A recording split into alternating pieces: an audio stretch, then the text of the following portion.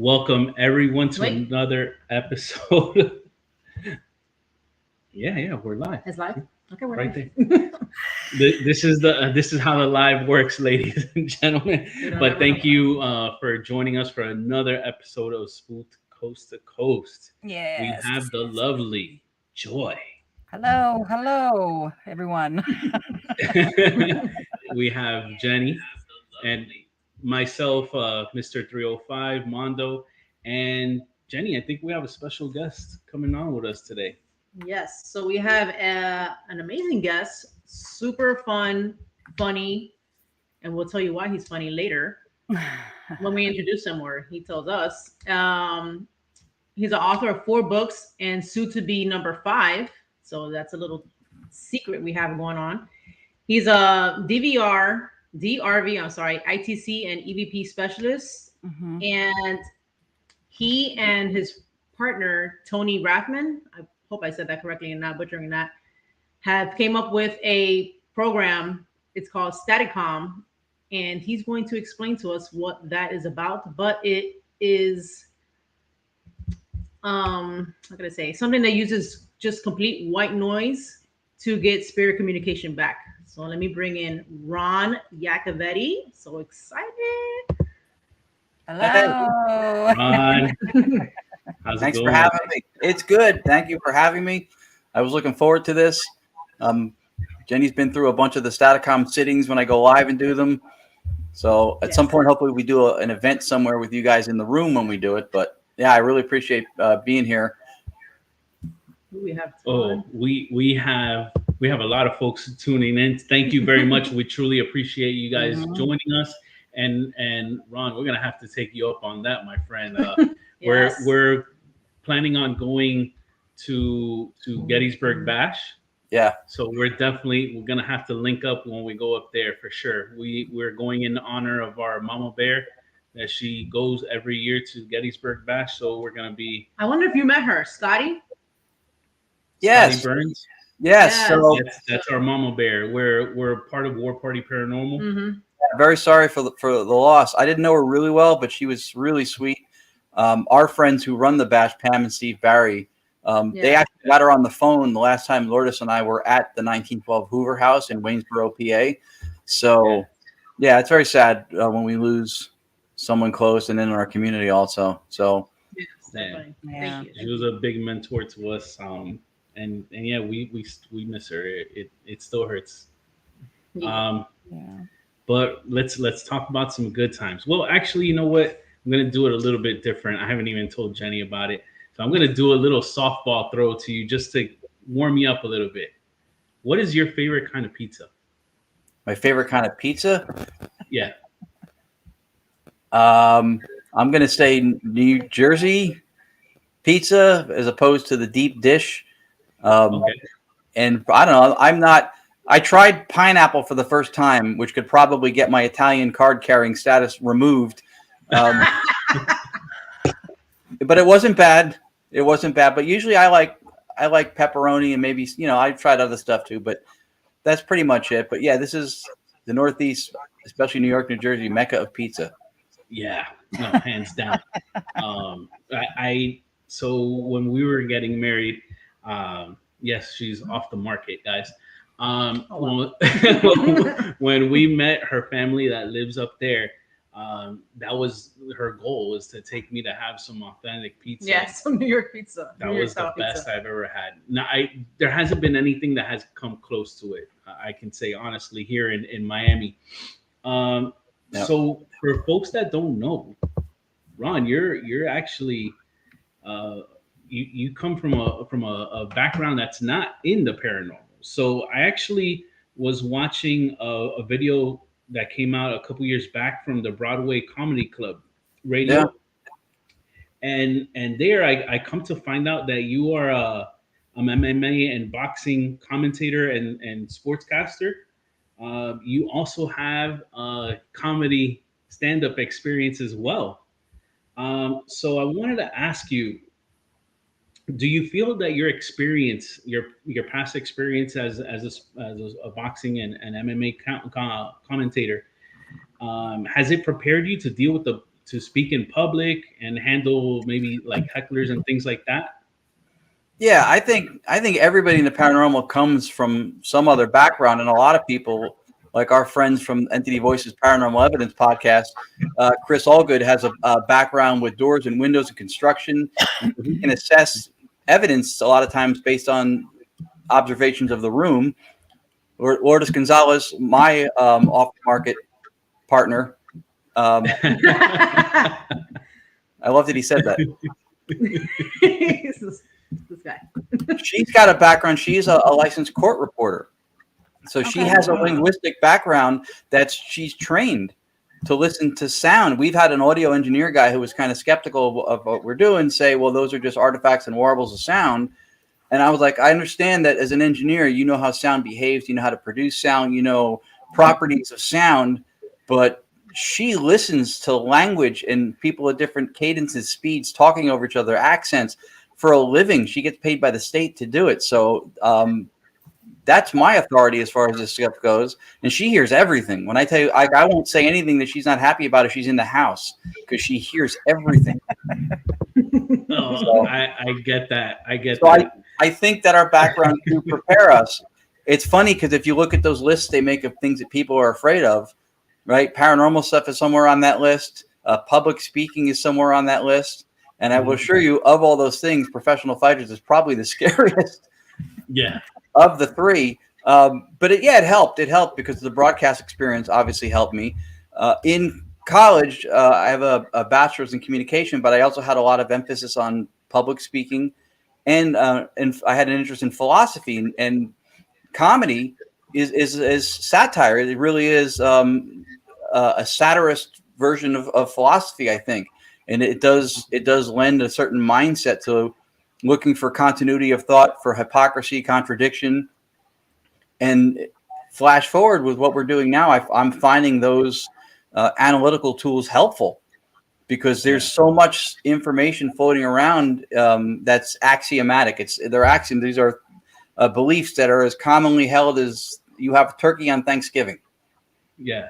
And so a lot of times we don't question them. We just go, that's what you do in the paranormal. And I'm looking at some of these things and going, that doesn't add up from other things that we also say that we believe. So I think it definitely helped. Not a lot of hecklers in the paranormal, but doubters and people who have opinions that are completely fueled by bias. That happens. I won't get into a big back and forth with somebody. I've worked with people before. I go, oh, please tell me you don't believe in ghosts, or that's not real. I went, how many pieces of equipment do you have? How many experiments have you run? How much have you tried to test it? None, not at all. Why are we talking? Yeah. Right. A surgeon would not listen to me lecture him on using his tools if I've never done surgery before. All right. So even if I'm wrong, I've got a basis for what I think, but just, not believing in it and then doing nothing to support that, that's kind of lazy. Yeah, I agree. Yeah, I agree. Wow. So I never thought about it that way. Yeah, you're right. It happens a lot. We get that a lot. I don't believe in that stuff. And a lot of the best part is when people go, I don't believe in ghosts, but this one time this apparition walks past my coffee table. Wait, what? Yeah, and then they'll be like, maybe it happened. I'm not too sure. And then I understand people try to like rationalize it and use some logic or whatever. Like, well, coincidence. I'm like, yeah, but well, first of all, and then they'll still say no, they don't believe it. Yeah. Logic is just a collection of axioms, which are beliefs that are just commonly held without question. That's what logic is. So when they're using logic and reason, it's coming from somewhere, and it's based on accepted beliefs that they're carrying, which a lot of times have no foundation in what we do whatsoever. So it doesn't mean that they're logically explaining it away. They're dismissing it. I feel that way too. Yeah. That they accept whatsoever. I wanted to say too, I saw Todd and Carmela 𝗏𝗏𝗏𝗏, who just, there you go. So we met them at an event doing Staticom. They say we're two of the most genuine people. They're like you guys. They're a fantastic couple. They're immersed in this. They do great work. Every time we speak somewhere, do a show somewhere, do a live, there they are. I'm pretty sure, don't quote me on this, but I'm pretty sure by the end of the year I can put them on my taxes. It's very close. But yeah, they're great people, and that's the kind of support, and that's what I hope too. Like we have you guys on our show on a Monday, like we discussed, and then hopefully a lot of our audience will come to watch you guys too. So this is this unity thing we talk about. This is what it looks like. Yes, absolutely. And you know what? This is a great segue to my next question. So the off market Lourdes and yourself, Joy and Joey and Jenny and myself. So we all have something in common where we investigate as couples. Mm-hmm. So I wanted to hear your experiences, you doing either solo investigations or investigations without Lourdes versus you two investigating together. Because I kind of feel like when I investigate with Jenny, she's my yin to my yang. Like there's sometimes I'll hear something disembodied or something like that, and I'll look at her just to confirm whatever it is that I heard. Or, sometimes I can barely make out an EVP or an SB response, and she's like, yeah, I heard what you heard. This is exactly how it was phrased or something like that. So I would love to hear your experiences without Lourdes and then with. Well, I mean, I started doing this before I knew her. I lived in Los Angeles for 14 years, and that's where I began doing paranormal investigating just in general. And she and I got together in 2016. Oh, thank you. Whoever Beautiful Eyes is. That's nice. I love it. Listen, one of my biggest mantras is that the people in it don't owe you anything. So anytime I get a compliment, an invitation, an opportunity, I don't care how deserving one thinks they are, nobody owes it to you. So that's very kind, and I appreciate it. Definitely. So I have experience doing this without her, but I will tell you that when you go to a location, when you participate in any of the stuff that we do, that in itself is an experience. And then if something paranormal happens, that's another experience. And it's always better when you're in the company of people that you enjoy, that you care about. Mm-hmm. And then when they also bring skills to the table, which again, she hears everything. And a lot of times it's remarkable when we do these events and stuff that she'll pull and go back. I heard something. So that for sure. I haven't done a lot of it without her since even this now for a podcast. Oh, that's her mom. Lourdes, that's Beautiful Eyes is my mom. Her mom is sweet. Her daughter, for people who may not know, her daughter Alyssa just had an adorable little baby girl. Congratulations. And yeah. She's actually down closer to you guys now. She's in Florida for another few days, I guess, till the end of the week. Oh.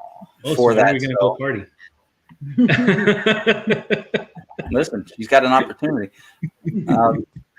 Yeah, so it's always, I think it's always better. And I wrote in the first book too that there's a chapter called, I think, Hunting as a Couple, and it makes a difference too, because there's a lot of people who, when they do this stuff, time and money and energy and all that stuff that gets spent is spent outside of the person that they're with. And it's okay to have your own individuality and stuff, but in a lot of cases, because the longer you do this, you do invest time and money. You're away for weekends if you go somewhere. I think ultimately it makes it easier to do if you're doing it with who your significant other is. Yeah. The only conflict side of it that comes with having a regular partner is and if you've ever done as much as 5 minutes of review, you know what I'm talking about. I heard this. What do you mean you heard that? There were 4 syllables. You heard 12. Yeah. Right. It happens all the time. But I will tell you, a lot of times when I go back and I listen to it again and we keep going over it, a few times we keep going head to head until we figure it out. But a lot of times she's right, because she's hearing stuff that I'm not hearing. Sometimes it's even lower, but it's clear. And sometimes because of her training, there's actually both things. I hear something, she hears something, and they're overlapped. If you look on the timeline on the audio file, the waveform, you'll see it. But both things are there, so we're both right, but we're hearing different stuff. Yeah. So I think it's good. I think if you have the person that you spend your life with, you share your passion with, and you do this stuff with, I think it's great. And for people who don't, it's a balancing act, but a lot of people do, they do it.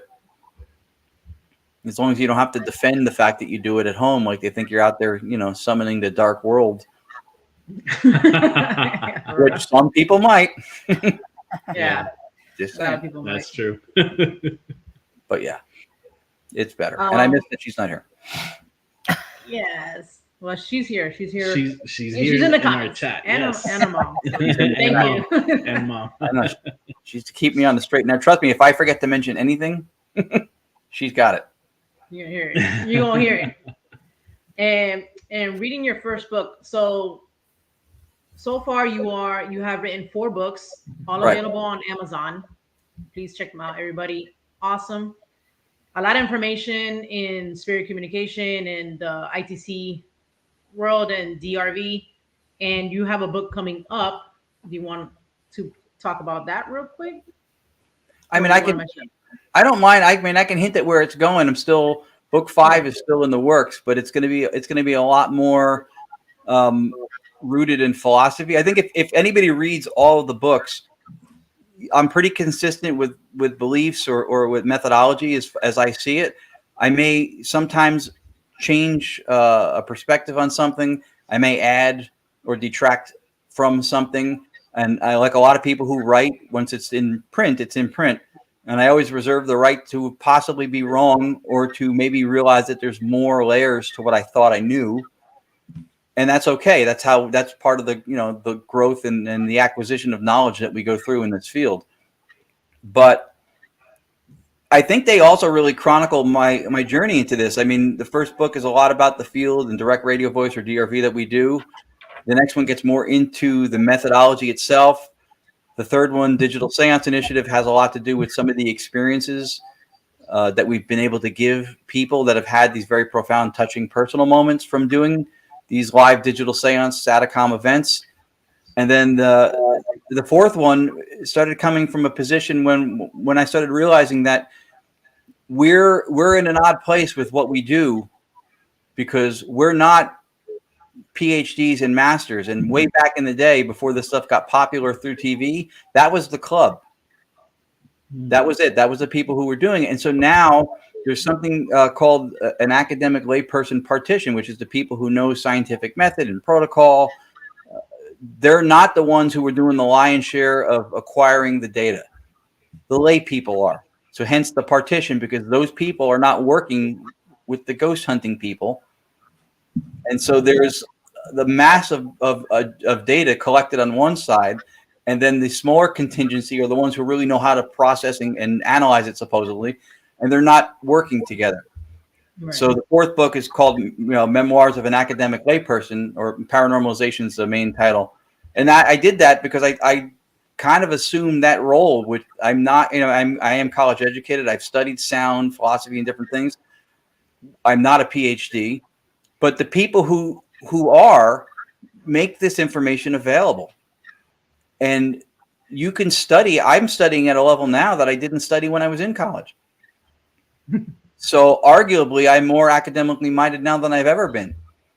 So I don't have the burden of having to adhere to an institution and the degree that they handed out for it. I guess that's one freedom of it. But I do think that it's an important thing now that, and I try to inspire thought. My books, or even when I lecture, it's never I'm right, you're probably wrong, listen to me. It's never that. Because I may lecture, you may come up to me afterwards and go, did you ever think about this? And that might whole other direction. So it's important, I think, to fill that academic void as much as we can and educate ourselves and each other. And so that's the fourth book. And then the fifth book is going to go, as the journey goes, it's going to go a lot more into philosophy and the idea of analytic idealism, which Lourdes and I have been studying for a year or so now. And it reframes a basis for reality that makes all this stuff that we call supernatural quite natural. And then I think that's a burden off the paranormal community, because right now we call it supernatural or paranormal, outside measurable science. And then everybody tries to prove that it's real and it really happens. And I saw it and I heard it and I felt it, by cramming it into a materialist or a physicalist worldview explanation that would be measurable science. So paradoxically, we're adhering to and defying the worldview of science at the same time. Of course, we lose the argument. Yeah. We need to realize first, I think, and this is what the fifth book is, how do we frame what do we think reality actually is? And once we have that, There's your foundation. Now build your argument for your evidence, or what you think is evidence and what you've aggregated. And then now you have a solid foundation, and somebody can only come at you with their beliefs. Well, I don't believe that's true. I believe this. I believe that. That's fine. With the paranormal, like how you said, it's like an onion. It has layers and layers. And I feel like the more we get into it, the more questions everybody has. Yeah. As far as for everything in every aspect. I mean, we were talking about earlier about Staticom. So let's talk about, introduce, or for the people who've never heard of Staticom, don't know anything about direct. I'm one of them. Radio voice. Yeah. And like in that background, can you please explain a quick rundown if you want? Absolutely. To let the audience know? Yeah. Absolutely. Yeah. And I can give a little bit more of an idea of the philosophy aspect of it, at the end or at another point. But we got to start with that because this is the familiar part, or for some maybe unfamiliar. So Staticom is derived from an older method of ITC, or instrumental transcommunication, in Europe called direct radio voice, and you referred to it before, DRV. So that predates any spirit box, Frank's box, or ghost box. It came out of EVP research, which a lot of the pioneers in Europe who put this stuff on the map, Konstantin Rodové, Friedrich Jürgensen, Ernst Sankowski, who's the physicist in Germany who coined the term ITC, and Dr. Annabelle Cardoso, who mentored me. So her books, and then I still talk to her to this day. I think she's the only surviving one of the old guard left. So I came across this. I'm not a ghost box builder. I'm not I have tools in the house because you need them for some stuff, but it's not my strong suit. Like, I'm not building shelves on weekends. I'm not that guy. So trust me, if I was soldering things regularly, I'd be high-fiving you with fewer fingers. So I looked at this and I really liked real-time communication and ITC, and I wanted to do something to learn, get more involved, and not, the builders of the boxes today are brilliant people. I know you know some of them, the Staffords, the Holtes, Prather, Austin Maynard. These are brilliant people, and they do it as there's nobody better than these guys. Huntington, Pemblot before. There's a lot of these guys, and they're amazingly brilliant. I was not going that route. So for what I perceived to be an inadequacy, I looked for other things. What else is there to learn? How else can I maybe understand or approach this real-time communication stuff? And I come across direct radio voice from Europe. They used white noise as audio support for EVP. And then it became, just to kind of cut the story down, where the voices were coming out of the radio, and they were using a vacant AM short, medium, or long wave frequency that's just static. There's no radio emissions whatsoever. And voices would come through. And I remember seeing, most famous who put this stuff on the map was an Italian gentleman in Grosseto, Italy, who would do sittings regularly, named Marcello Bacci. And again, my mentor, Dr. Cardoso, sat with him. She was friends with him for a number of years. And he was getting dialogue in real time on a level that I have never seen a ghost box do, a Frank's box do. I think by methodology, it can't. And I'll explain why in a moment. So I looked at Lourdes and went, I want to try this. And I got this big, Grundig, German-made world band boombox radio. And she called me the LL Cool J of ITC because I had this big boombox. And we would take it out to events, and people are like, what is that? Why? Is he going to dance or communicate? Why does he have that?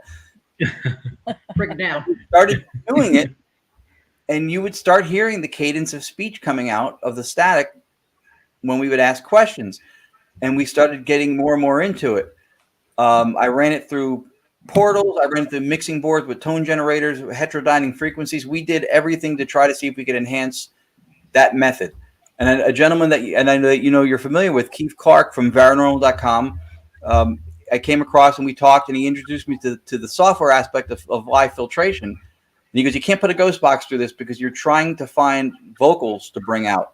And if you're putting vocals in through a sweeping radio, that's like going to the beach and throwing coins down, coming back 2 hours later with a metal detector going, look what I found. You put it there.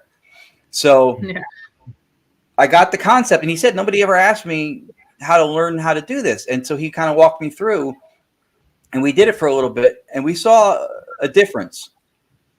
Then I was like, oh, let's stay with the purist a little bit longer. So we went back to just the radio. And we did get voices that were really good just through the radio. But I felt like there was more to be had. We went back to the software. And then from there, that's when our work really started. And I dove into this with pulling different components into this. And it's not an app like an application. It's a series of different components in a digital audio workspace that have a function. And they're in a certain order, chained together, and they have a certain logic to using them that maybe makes more sense to put them in a specific place in the chain. And I experimented with that constantly until the voices got clearer and the noise floor or the static got less. Why is it now called Staticom? It's the same principle, white noise as a source, that's it. There's no sweep, there's no radio reception. Now, we call it Staticom. Two things changed our course. One of them was Lourdes and I did a zinc mine in New Jersey under the surface of the earth where radios, cell phones, and their signals go to die. Mm-hmm. And we did direct radio voice, and we got voices. Cursing, responses. They said Johnny Zaffis' name. So we're like, all right, so the radio reception and RF signal, the carrier wave, right, that might not be necessary. Yeah, not needed. Then Tony Rathman and his wife Cherie who are now our partners in this, and they two of the best people in the field. Tony's brilliant. He built ghost boxes for 11 years, one quieter than the next. Yeah, he built something called an EVOX, which was amazing. And we did a podcast one time, and we ran direct radio voice concurrent. And he was like, "You got to show me how to do this." And I will tell you that because they were good people, and I figured like, this is a good opportunity. He never sold a box. I would argue he's one of the best builders also of our time. Never sold, always for research, which I liked because we were just doing research. 3 years, nobody even knew we were doing direct radio voice. So I was like, all right. And since he's been involved, I've seen like a dramatic improvement and a jump in progression in what we're doing. The second thing that caused Staticom to be born was the zinc mine. And then Tony did what I would consider a very ballsy move. He had a live audience at an expo in Arizona, and he sourced the white noise from a sleep machine instead of a radio, which is not the same as what we do now. Staticom uses generators that make white noise. Sleep machines have pre-recorded on a chip recorder, so it's not live. And he found out it was a 3-second loop because he asked a question, and he got 3 words as a response. And then every 3 seconds, those words came through again, and they kept repeating. Wow. So what happened was, to the best of our assessment, when you have like 5 digital recorders do an EVP and only one of them gets the voice, even though you're all next to each other. Mm-hmm. Yes. We believe that the voice imprinted onto his chip recorder on the sleep machine. So now we don't use it anymore. So some go cost him $24 on Amazon is my point. But it was brilliant and it was ballsy to do. But what we realized between that and the mine was that radio signal and reception was not necessary to get the voices. And even with the ghost boxes, so that's why we call it Staticom, because we're doing the same methodology as direct radio voice, but without a radio. So we figured the name shouldn't have radio in it. Right. Even with the ghost box modality, what we think happens is, and this is something that could get pushed back because we're basically saying that everything we've all thought that the ghost box did functionally is not what it does. I don't think they're using the fragments of vocals to put them in a certain place at a certain time to make certain words to form, you could think about that with the timing and relevance, and it would be superluminal and it's faster than light contact for them to answer something as quickly as they can and manipulate these things. And then those words and those syllables and those little phonemes and allophones of sound would have to be in the right place at the right time. We would almost never get communication that was relevant. What we think happens is, and this is Lourdes' bionic ear, if you listen to ghost box evidence or files too, you'll hear sometimes the voices come in lower, and it's harder to hear a little bit because you're hearing the ch of the sweep. Mm-hmm. Sometimes they come in so loud you don't hear the sweep anymore; it replaces it. Mm-hmm. So we think our method works the same as that, where the voices become audible or detectable through what's called stochastic or sometimes inverse stochastic resonance, which basically means. So white noise has every frequency a human can hear, 20 hertz to 20,000 hertz. If something enters into that frequency and it matches with just one of those 2 frequencies will resonate and get louder, higher amplitude. And then they become detectable. The rest of the white noise remains equal in amplitude, which is a spectral frequency of 1, which means there's no I knocked my microphone over. There's no variation in the level of the sound. So with us doing live filtration in the moment, when the voice becomes detectable and then we take that noise floor down, those voices really pop. That's why there's a clarity with Staticom that's a little bit different, a little bit clearer. Sorry, my screen just went white. I don't know what the hell just happened. Did you see that? No, I didn't see it on my side, but I could see that something happened. Wow. That was weird. Okay. I don't know what happened. I was like, oh. It happens. Okay. So we think that's even how the ghost boxes work. That it has nothing to do with the sweep or the phonetics being chopped up.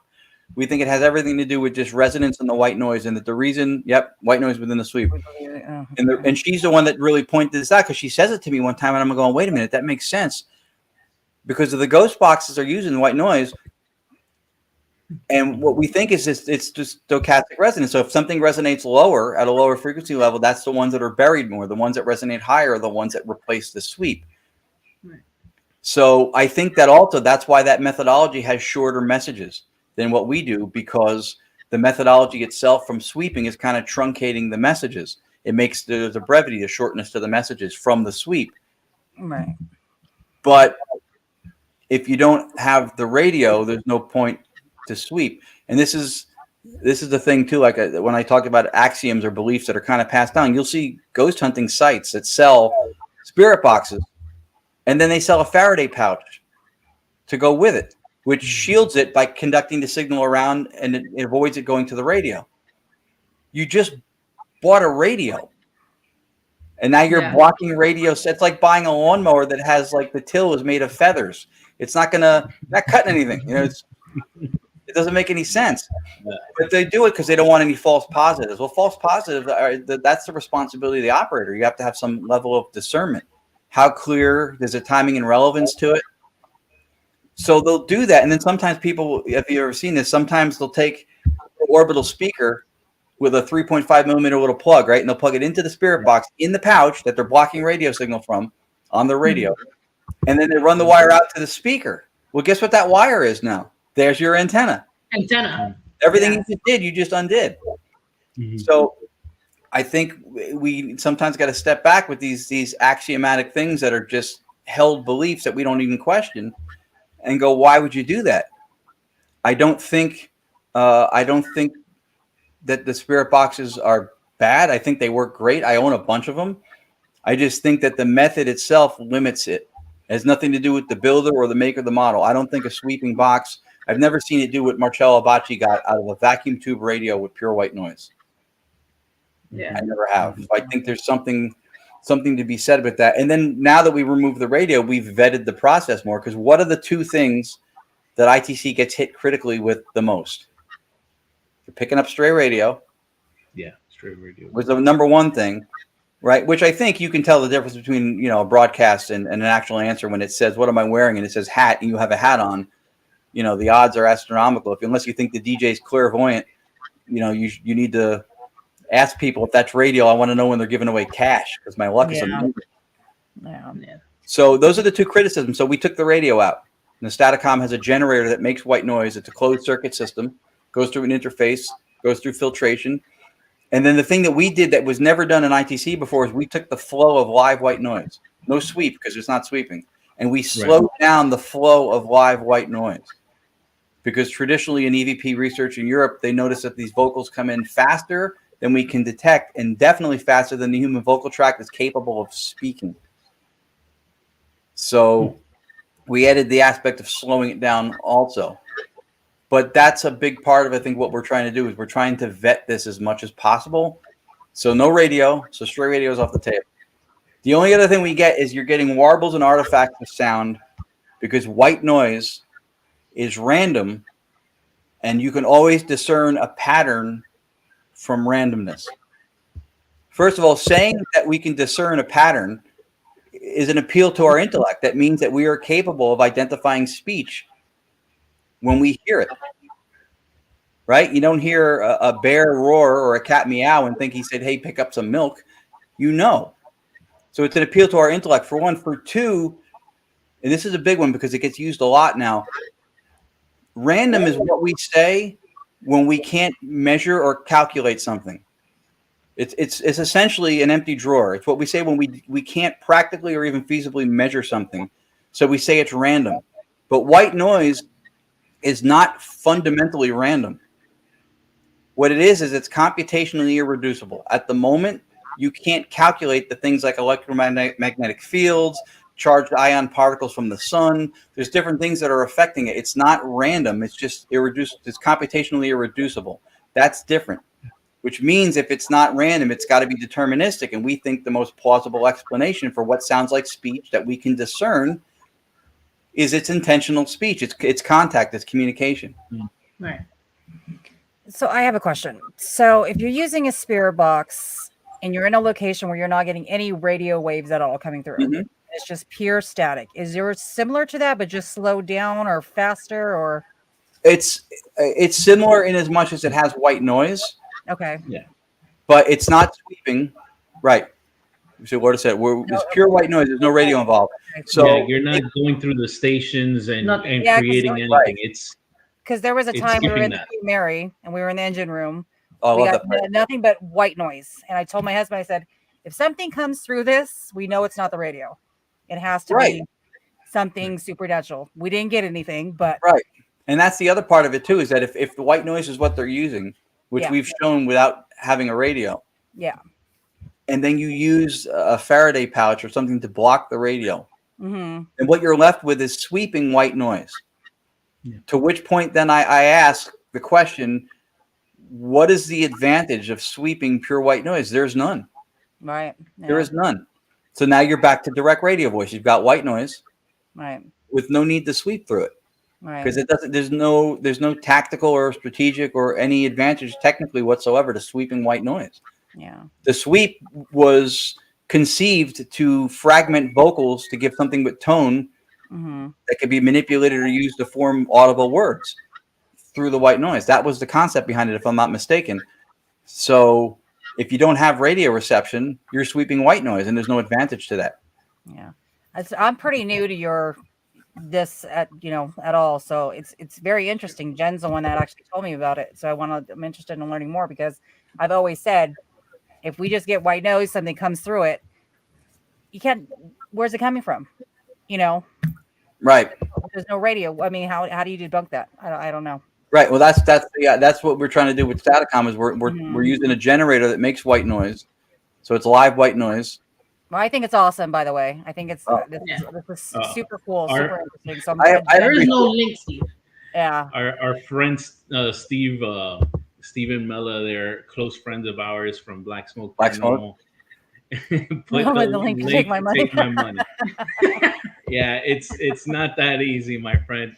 I get that And same message Ron from will get to MasterCard. MasterCard. MasterCard says that too. They say, put the link, take my money. Take your money. It's Todd saying, right, the sound of a running fan, running water, wind blowing, right. So Tony Rathman is like a kid with a new toy. He will experiment to no end. He took white noise from a microphone out the car window, running water, you name it. And he used it to see if he could produce voices from it. And you can, because of the concept of stochastic resonance will still happen. But we did try with ours to vet it. We took the radio out. The system is closed circuit. There's no ambient point of entry. You can't influence it from outside of the system. And then what you hear comes out. So I have something that happened about within the past 2 weeks. Let's just put it that way. Okay. So when I come home from work, I start at 4 a.m. and I come home about like 1 o'clock. I come home and I'll change and I'll go pick up my youngest from school. And we have a fish tank, which is sitting right next to me on my right-hand side. And at that time, we put water in it now, but we're constantly putting water on it because it evaporates and shit. So, science. So at that time, it needed water a little bit, but not too bad. The fishes were okay, guys. So right as I walked in the door, for some reason, and now I know you told me Lourdes have some gifts, and me and her got to talk about this. Okay, I know you're listening. So I would definitely want to get with her and talk more about this. But when I walked through the door of my house and nobody's here, I kind of felt off. I felt off, and I was like, what? Like, I felt weird, like a presence. Let's just put it that way. And then I closed the door, and I was hearing like, literally, I was hearing like voices, like somebody like talking, and I was like, I haven't heard that in a long time. In our previous house, I would hear that a lot actually, but it was like, and I was like, I stopped because I'm trying to now hone that in and try to see if I can like listen in at what they're saying, because it's happening for a reason, I think.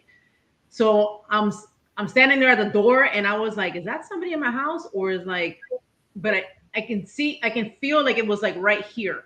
So I was just like standing there, I was listening, I was very quiet, and all I can hear was the water of the fish tank, and then on top of that, I can hear it talking at the same time. And I just like looked towards this direction. I was just like, holy crap. Like I kind of immediately I knew what was happening. It was from water, you know, but I was like, damn. And then as soon as I started walking over here, gone. And I was like, away from the water? Like as soon as I started walking towards it, the water.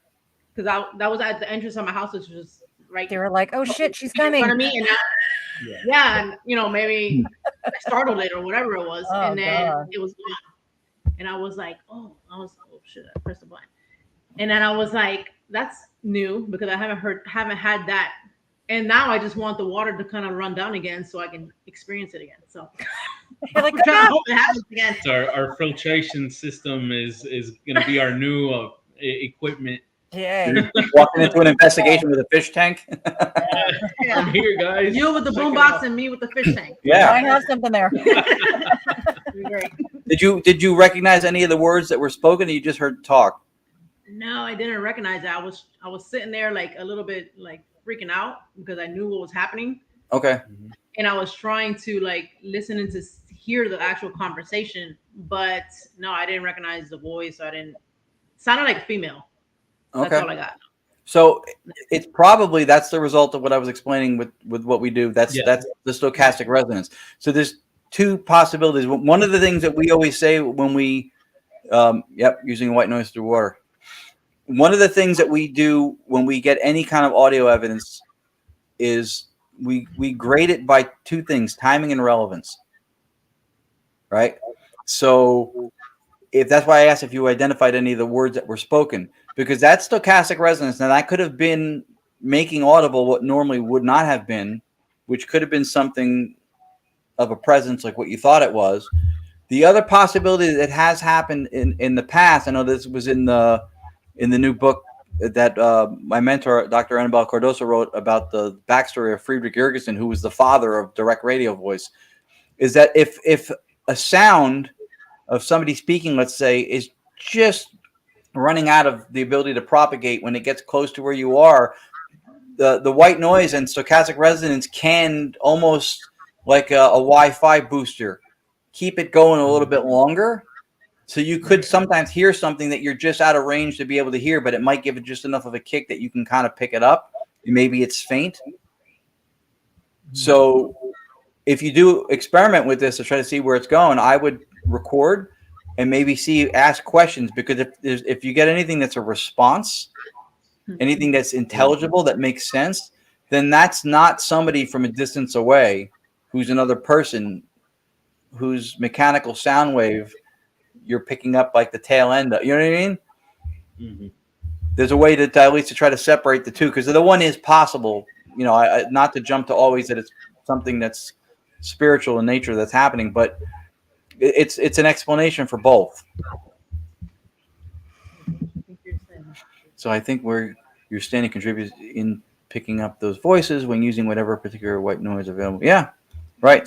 And she's right. That's what I was explaining. That's how stochastic resonance work. We think that every ghost box or every method, including what we're doing with Staticom, that theoretically that's the foundation for how the voices are detectable. And we found, like I said, that the radio itself was not necessary.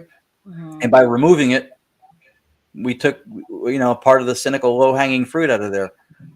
And then by having an understanding of the complete misuse or abuse of the term random, Mm-hmm. It leaves very little on the table to detract from what we think we're doing. You know what I like actually about, now that you're talking about it, with Staticom. So listening into your sessions, you can hear full sentences. I mean, talking. It's long talking, not like in spirit boxes where it'd be like a short like answer, and like how you said before, like it gets cut off. Yeah. Which I hate that, because I feel like it's gonna go somewhere and then it doesn't, or you don't hear like the tail end of a response or anything. So yeah, so listening to you and how when it works, it does work. It works all the time, that I've noticed. I like that you can hear full blown sentences, like a whole conversation. It's like almost spirit even talking to themselves. Yeah. And I mean, that's just crazy. So how you mentioned before Paranormal, how I first even learned about anything like this was through Paranormal, and then I don't even remember how. Like I went down a rabbit hole, and then I got to you, and I was like, I don't know how, but I mean, that's awesome, because Keith Clark from Paranormal is iconic in ITC, in my opinion. He's mentioned, I think, in every one of my books, if not 3 of the 4, because I don't believe, just like the founders of this research that I mentioned, some of those old school names, I don't believe that we stand on the shoulders of giants and then leave them anonymous. I don't believe that. So Dr. Aníbal Cardoso influenced me with direct radio voice. Keith Clark threw a monkey wrench in our work that really tuned it up. And then now at this juncture, because Lourdes and I were doing direct radio for a couple of years before Tony Rathman goes, bring me on board. I want to do this. And I'll tell you, from someone who built really good ghost boxes, he hasn't turned one on in close to 2 years since he's been doing this. Yeah. And he also has been a huge influence on the progress of what we're doing with this.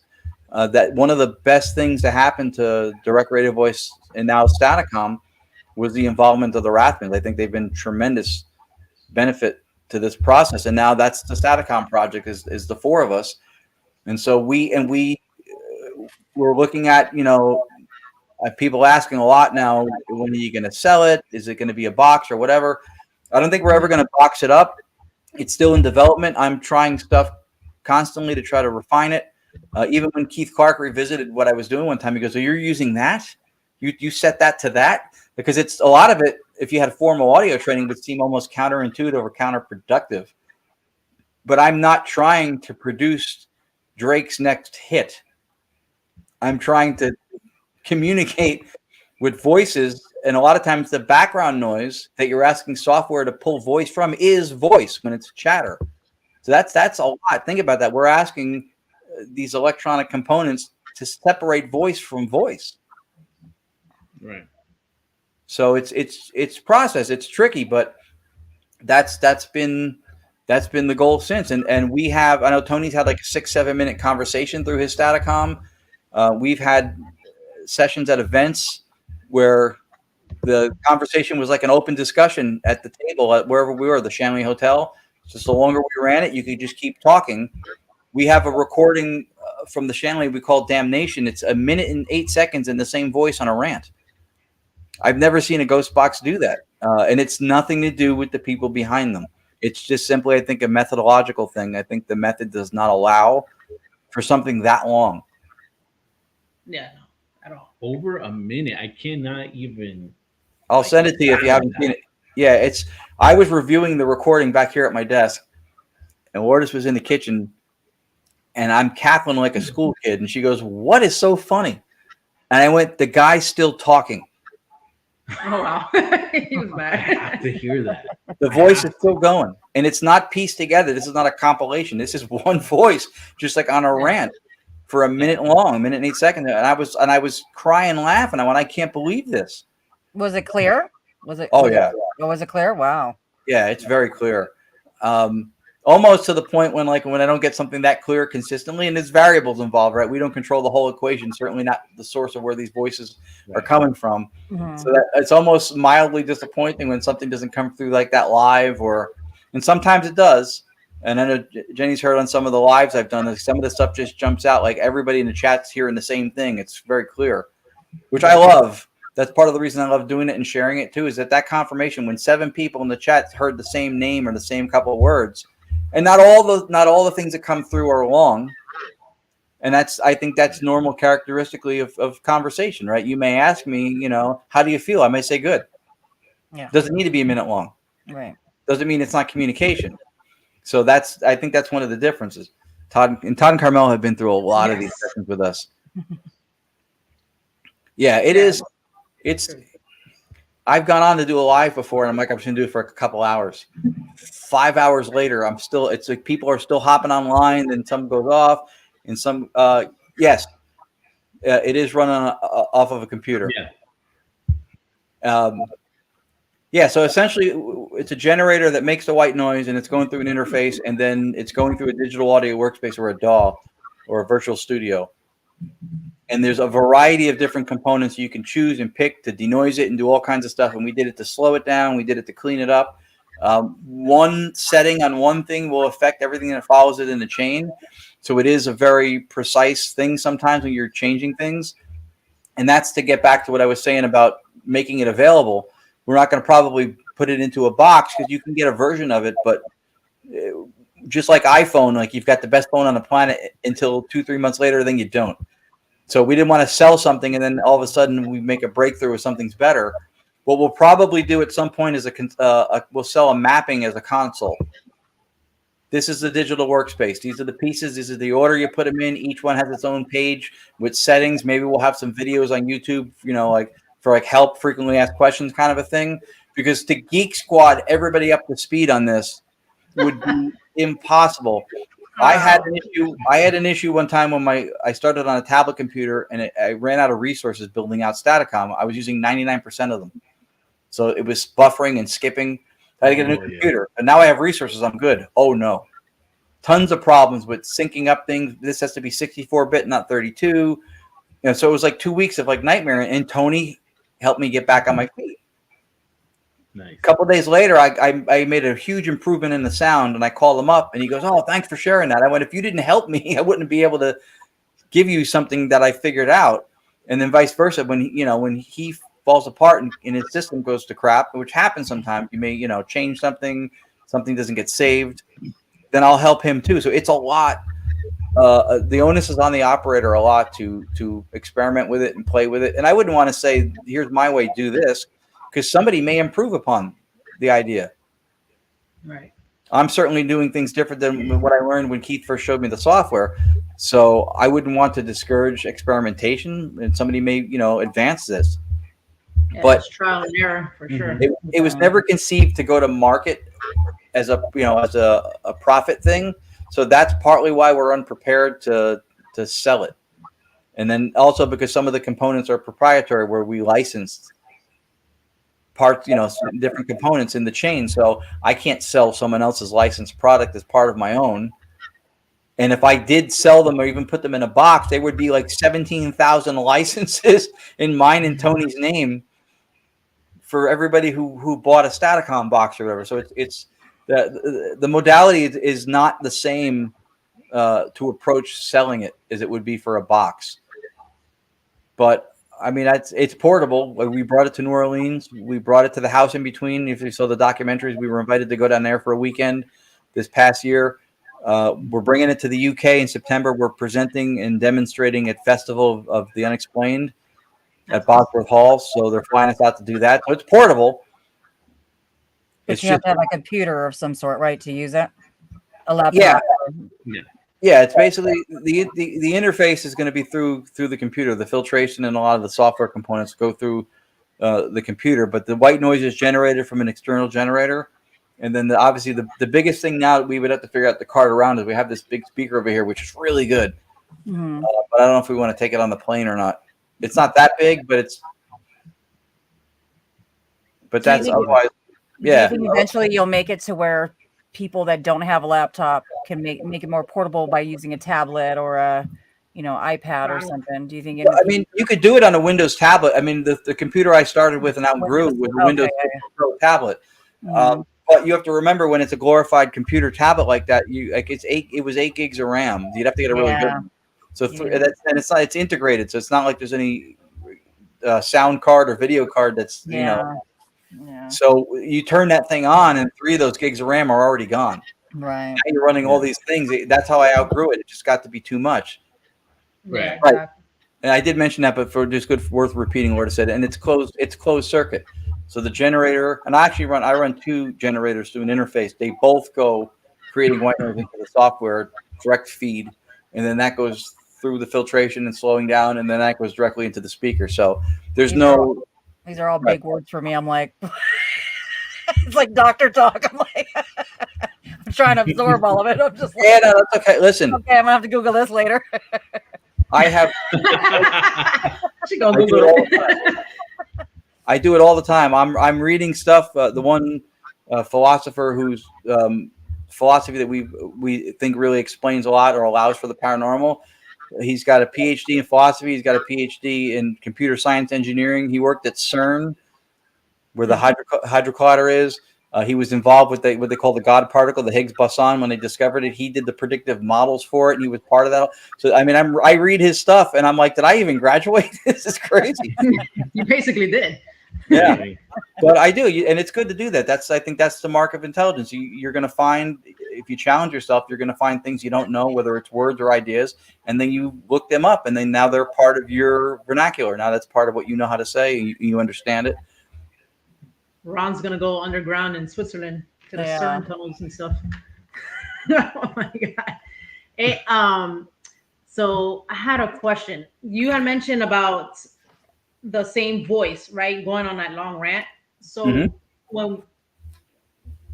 you do the lives at your house, and I've mentioned, I can it's almost like I can tell like your mom when you first mentioned your mom coming through, right? And then she was like she'll stop and then she'll come back again, and I'm like, what's her voice? Does that always happen? Have you noticed that? It can happen. You mean like where voices will seem to be part of the conversation and then like not be part and then come back? No, like do you recognize her voice all the time? Oh, like how that one person was doing that long rant, it was the same voice. Individual, right? I don't always recognize the voice. I think part of the way that we're getting the voices to come through with modulation. I think the same way you can modulate the voice of a singer to change how a singer's voice quality sounds. I think sometimes it's not. We've had people say, my brother-in-law who passed, this is his voice coming through saying his name. And I heard the phrase and I heard the name, but I didn't know the guy to identify the voice. I've not personally. We've had a couple instances in Lourdes, and I thought we heard our own voices coming out through the speaker. But I don't always identify the voices of the people for the people. A lot of times for me, it's if it's proprietary information, if it's something that only they would know. Like we did this with Steve Barry, Pam and Steve from the Hoover House in the Gettysburg Bash, and Steve he wanted to ask through Staticom what was something his mother took him to do when he was little all the time, and he didn't tell anybody the answer. And then a voice said fishing. Very clearly, and he goes, "That's it," and everybody heard it. We all heard fishing.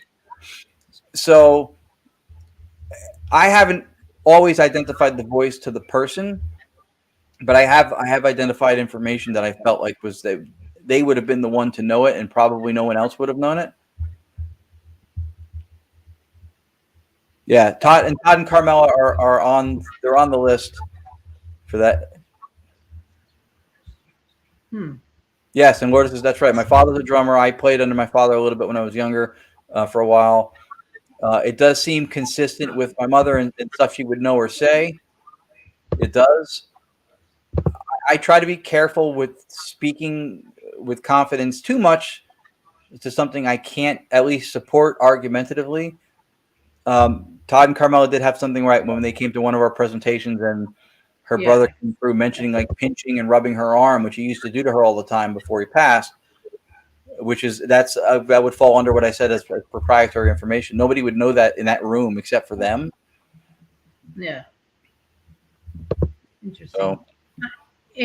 Have you going to like when you take it to different haunted locations? Well, the locations you do events at, right?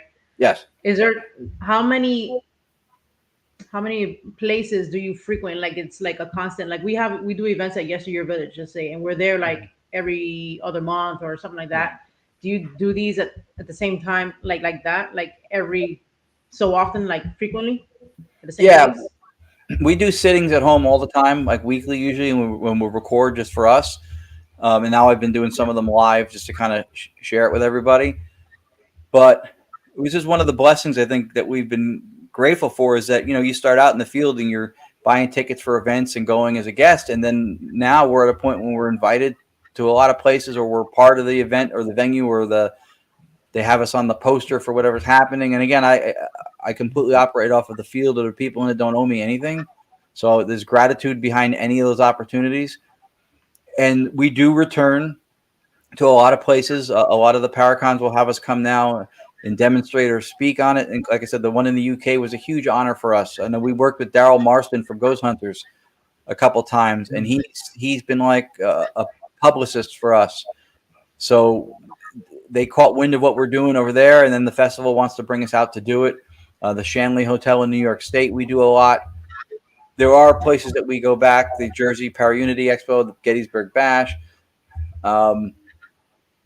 I will say that one of the things we also always say is that I will never deem a location haunted purely on being able to get anomalous voices, because I don't think that's enough.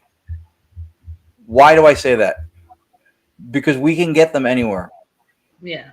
We get them here. I don't think my house is haunted. I mean, we've had a couple things happen, but I wouldn't call it a haunted house. Oh, cool. So you're out to Farnsworth at April. Very cool, Joe. Yeah, April's a very talented medium. That's another thing we love too. When we work with some of the mediums we work with, when they come through with information, and then we get the same information that comes out that's audible for everybody. That's interesting. I know when we did the one thing with Sam Baltrusis in Gettysburg long ago, he felt like there was the presence of a president. I said, go ahead and ask for who it is. And then the voice said Abraham through the speaker. Now, can I prove and tell people that I spoke to Abraham Lincoln? I would not. I would not say that. I've been through Lincoln's tunnel into New York. I can say that. But I would not say that I spoke to Abraham himself. But it's interesting that there was a corroboration between what the medium picked up and then what came through was spot on. Yeah. So Joe is actually one of our closest friends in this field. He's also a part of War Party Paranormal. Oh, cool. So and another thing, so you've worked with April Brissett, so have they. Joe and Jenny have taken classes with April as well. Mm-hmm. So she's a lovely lady. She's awesome. She's funny. She's awesome. Yeah, she's a spitfire. Yes. She's hilarious. You'll never take the jersey out of her. Never. Nor should you try. You know what? Perfect segue with Jersey. So what is your favorite location to investigate up there? Period. Yeah. So it was mentioned not that long ago. Shanley? Based on different, that's one of them. The Shanley is up there. Based on criteria of, activity or whatever else, my favorite location just to go to, regardless of what happens, is the Queen Mary. I started there because I lived in LA for 14 years. I used to go monthly. And Lourdes and I went twice before everything shut down. It did reopen not too long ago. And so we do want to try to get back, which we were planning on trying to do this year, but we have to see now because we have the very blessed opportunity to go to the UK now. So that's going to be a travel, even though it's covered, it's not an expense issue for us to cover everything to bring out for that festival. It's fantastic. But we do want to go back to the Queen Mary. The Shanley's up there. White Hill Mansion is up there. In Beverly Hills, I don't know if you know David Oman, the Oman House. It's where the Manson Tate murders happened, but not that house. The mansion was torn down in '94 and subdivided. So he's one of the houses on the property. I would say still to this day, the most active location I've been to would be the Oman House. Like every time I've been there, like crazy stuff, like something moving on its own, or every time. Now we haven't been there since we've been doing Staticom. We were early on, I think, with direct radio voice, and I don't think we brought anything out there to do it. So it's been a few years, but I do want to go back to the Queen Mary, and I'm going to go back to David's house and run this because I would love to see what happens with this Nice. in a place like that, because that house is nuts. Yeah, that would be insane. Yeah, I want to investigate his house. I haven't reached out to him yet, but I do want to go there. But the Queen Mary is awesome. I live close to there, so yeah. Do you tell if you do reach out to him? Tell him you're a friend of ours, because he still sometimes he'll message me. When are you coming out? We go. We have. I'll tell him the story. Okay, Lourdes wants me to tell you the Manson story. We go out there. He makes dinner, or we bring dessert and we eat, and then he lets us run amok in the house for like till. That's what I heard. I heard he feeds you. And I love food. The last time we were there, this is the story she wants me to tell. The last time we were there, we were using a ghost box, and it was when Manson was like around November, what year it was, October, November, and Manson was on his deathbed, but he wasn't quite gone. And I never asked about the murders and all that stuff. I always go, I'll just see what the location yields. But because of the news and where he was, we just asked. I said, what happens when Manson passes? Is he forgiven? And a voice goes, we want him. And then we went, good night. No more questions. No, you can have them. No more questions. Wow. And that was a ghost box, which was really cool. There's a park called, I think it's Corganville Park. That's where the Mansons used to live, somewhere over in that area. Yeah. So you guys should check that place out too. It's super active as well. Yeah.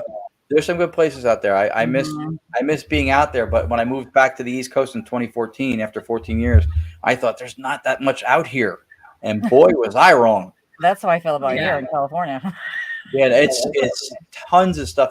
There are still places here that I am embarrassed to say that I haven't been to yet because they're not even 2 hours away, like Fort Mifflin.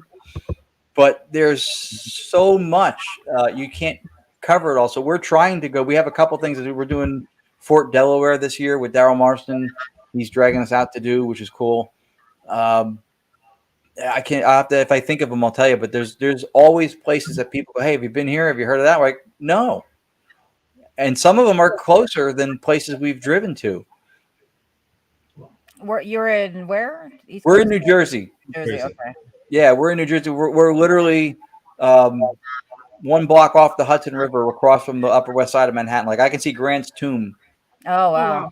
My husband's from New York. Yeah. Oh, is he? Yeah, he's from Lower East Side Manhattan. Okay. Yeah. Lourdes is from Queens. I'm always from. Okay. Jersey. She's from My family Queens. lives in Queens. Oh, really? Yeah. You know, believe it or not, we've been together over 20 years. I've never been to New York. I don't like flying. Yeah, I'm not crazy about it, but it's all right. Look, sometimes you have to bite the bullet to get to certain places. Like, I would not be able to go to the festival in the UK if I wouldn't get on a plane. I know. There's a lot of places I want to go. Can't miss that. Oh, she's from Brooklyn. I'm sorry, I said Queens. I think we have friends. Yeah, she's from Brooklyn. I'll probably get attacked for that later. Don't give him pow. It's okay. That was a Brooklyn joke. Yeah, no. I had a question about as far as like the voices coming through. So like how you said how can I say it? Do you think they come out, is it because they are around us all the time? Is it like just the right frequency? Is it possible to get energy? Okay, maybe with the paranormal, I could have sworn. So paranormal, for people who don't know, it's a stream on YouTube. It's not live all the time, but they do have live sessions, but they use also like a visual white noise filtration. And I thought I've seen like alien heads, and I'm like, is this aliens that are talking? Or so what do you think about that? Because I was very interested in maybe getting your take on it. It's called Paranormal? I've never heard of that either. With a V, yeah, Paranormal. That's the gentleman I mentioned before, Keith Clark. He's a brilliant guy. He's a sweetheart of a guy. He's maybe to me an unsung hero in ITC because he's done a lot and he influenced what we do for sure. So yeah, Paranormal, he uses what's called Perlin noise, which is primarily, they use it in games. I think if I'm not mistaken, like Minecraft uses it. So there is something he calls it faces and sound.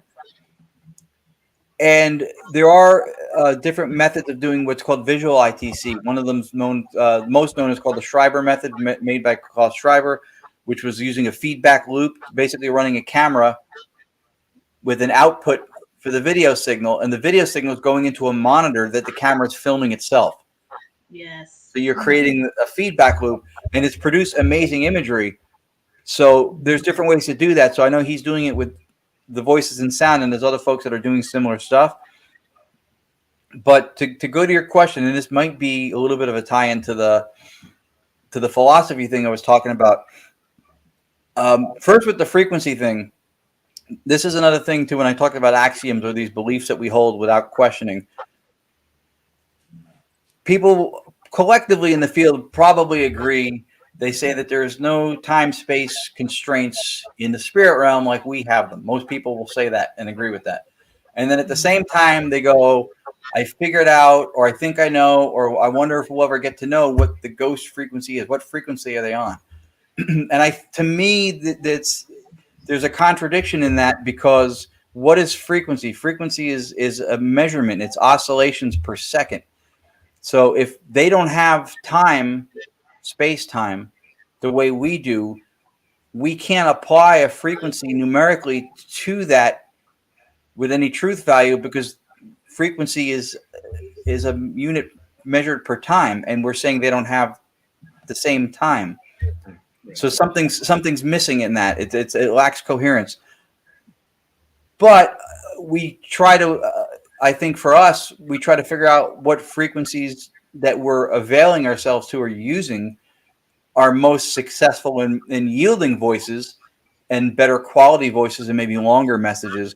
I think in that aspect of it, figuring out frequency or what works is part of our strategy or what we're trying to solve on our side. But from where they come, it's hard to say. Are they all around us? So this is where Lourdes and I, and she's probably now, she thinks I'm going to get into the philosophy. She's probably putting on a seatbelt somewhere, wherever she's sitting. Because most couches don't have seatbelts. She probably brought it. I've never seen her so excited about something educational like this, and equally so for me, because of the philosophy that we've adopted, and it makes. And again, I think this is for the whole field. I think this is a valuable thing to consider. I'm waiting for you. I don't know if that means like I'm in trouble or she means what I'm going to talk about. But, she's waiting for you to talk about it, I think. Yeah. Yeah. And actually, you know what, real quick, before I get into the philosophy thing, and I hate to do this to her, but someone had a question about 𝗏𝗏𝗏𝗏 in the chapel. Joe. That was Joe? Yeah. Have you hit 𝗏𝗏𝗏? Obviously, I can bring Staticom to there. So that's what I was trying to say. It is portable. We've traveled with it before. I've not been to 𝗏𝗏𝗏𝗏. You're not really supposed to be on the grounds, but some of our friends have gone there several times and investigated or even gone live from there. We just haven't had the opportunity to go. But Todd and Carmel are they've hopped on the philosophy bandwagon with us too now.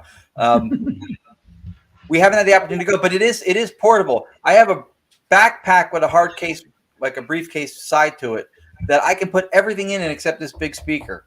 And if we went somewhere like that, I could bring like a small sound bar or something, Right. or bring the speakers. So, and if there's no electricity to plug into, I have a power bank that I can plug into with a 3-prong plug, and I have a tower that gives me 9 sockets.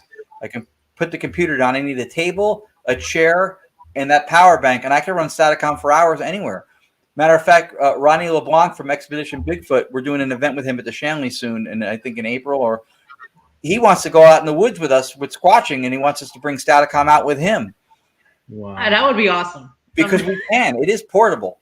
Yeah. It is portable. I prefer to do it indoors, I think, but in certain opportunities, if it's part of pushing boundaries into another area of study that maybe we can provide information or an experience with, I'm all for it.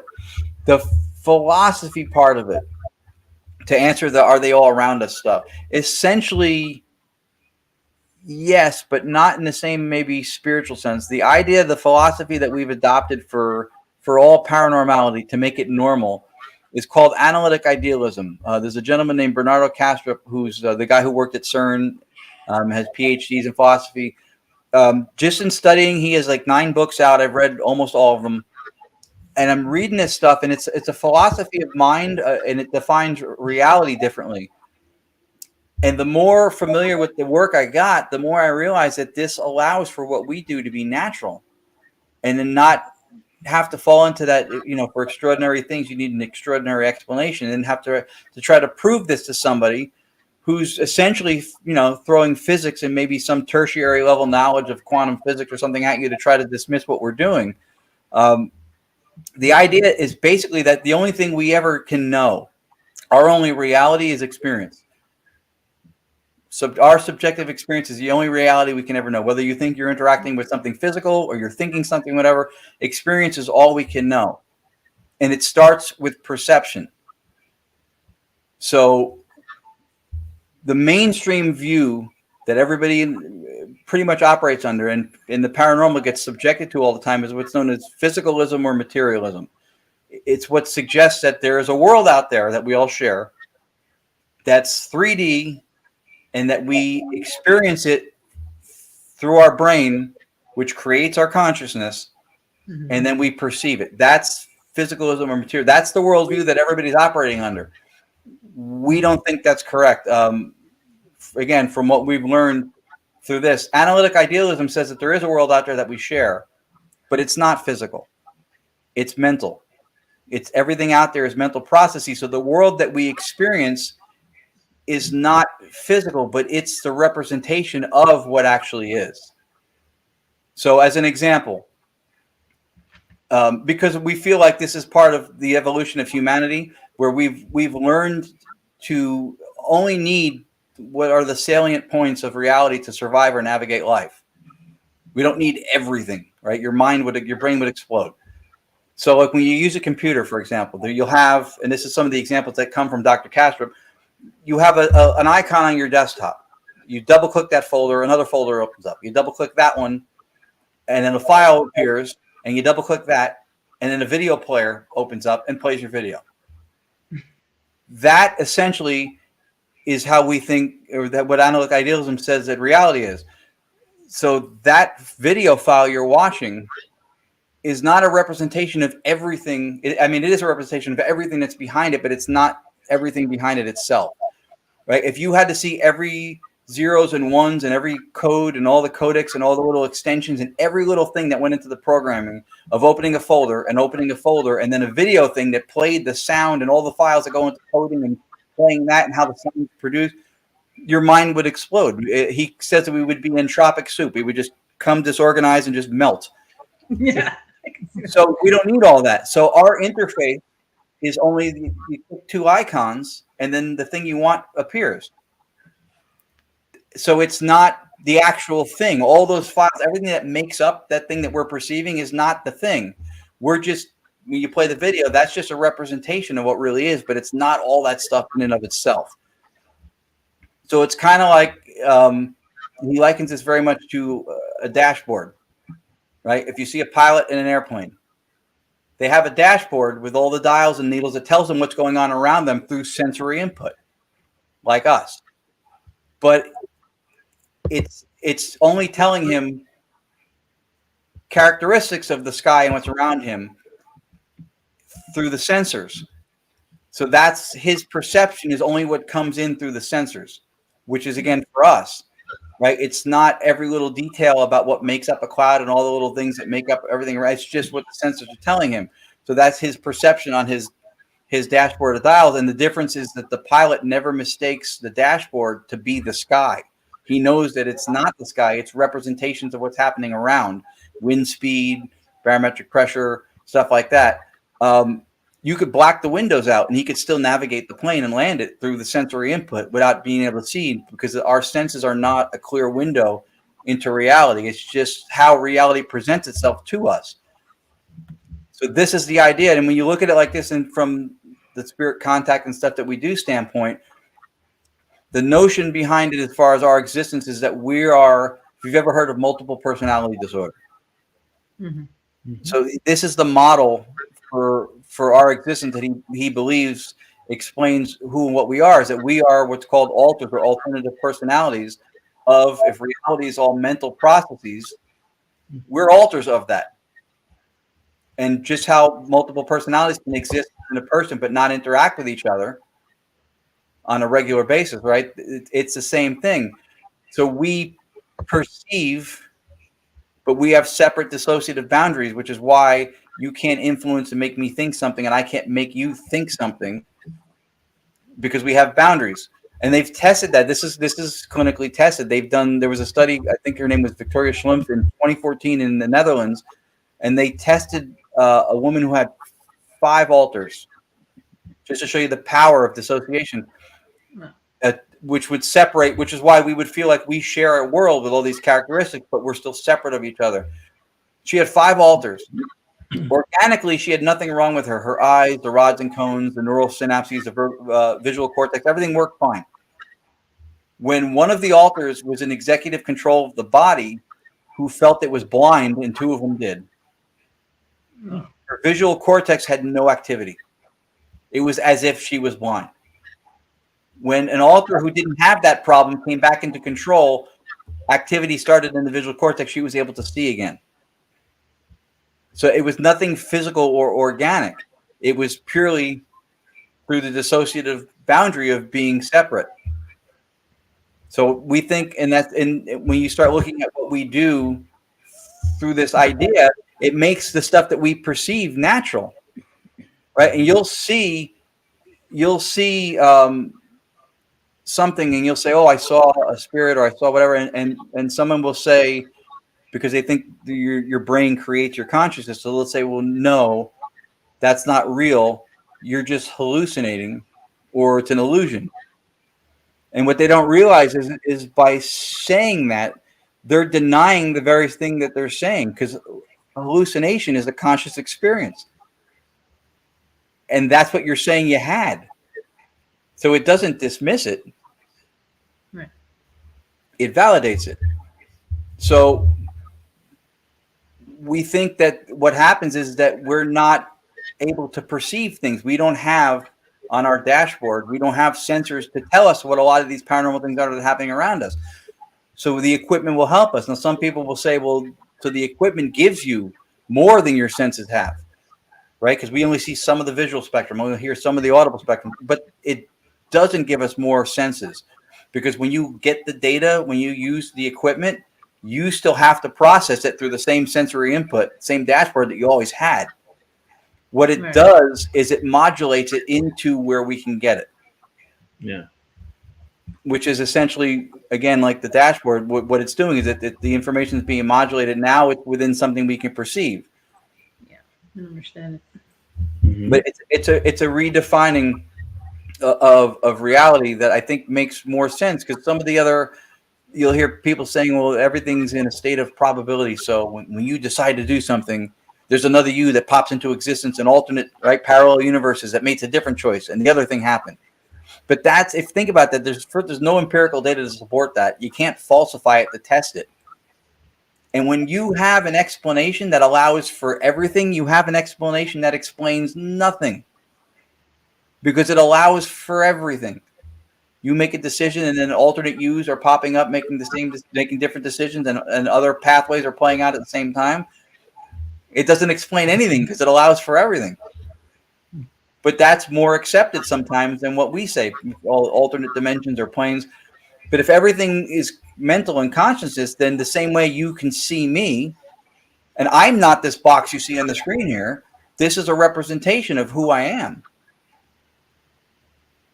Right? So when you have an experience, that could be what's called an impingement, where you can feel anger in a room, right? Yeah. Or when something comes to you, it could be something that's impinging upon your boundary, your individual boundary, your dissociative boundary. And so you're aware of it. As people, we have the exclusivity on this planet of being the only creatures that are metacognitive. So we're not only cognitive, we're aware that we're aware. And through that, we have things like repression, anxiety, depression, regret, because we reflect on things. Mm-hmm. So I think through the process of impingement, that could be where you feel something. You feel maybe something grabbed you at a location. you hear a disembodied voice. Sometimes something else other than what we know, or maybe even acoustically, stochastic resonance, modulates these experiences that are not on our dashboard, and we experience them, and then we say this is paranormal because our norm doesn't explain it.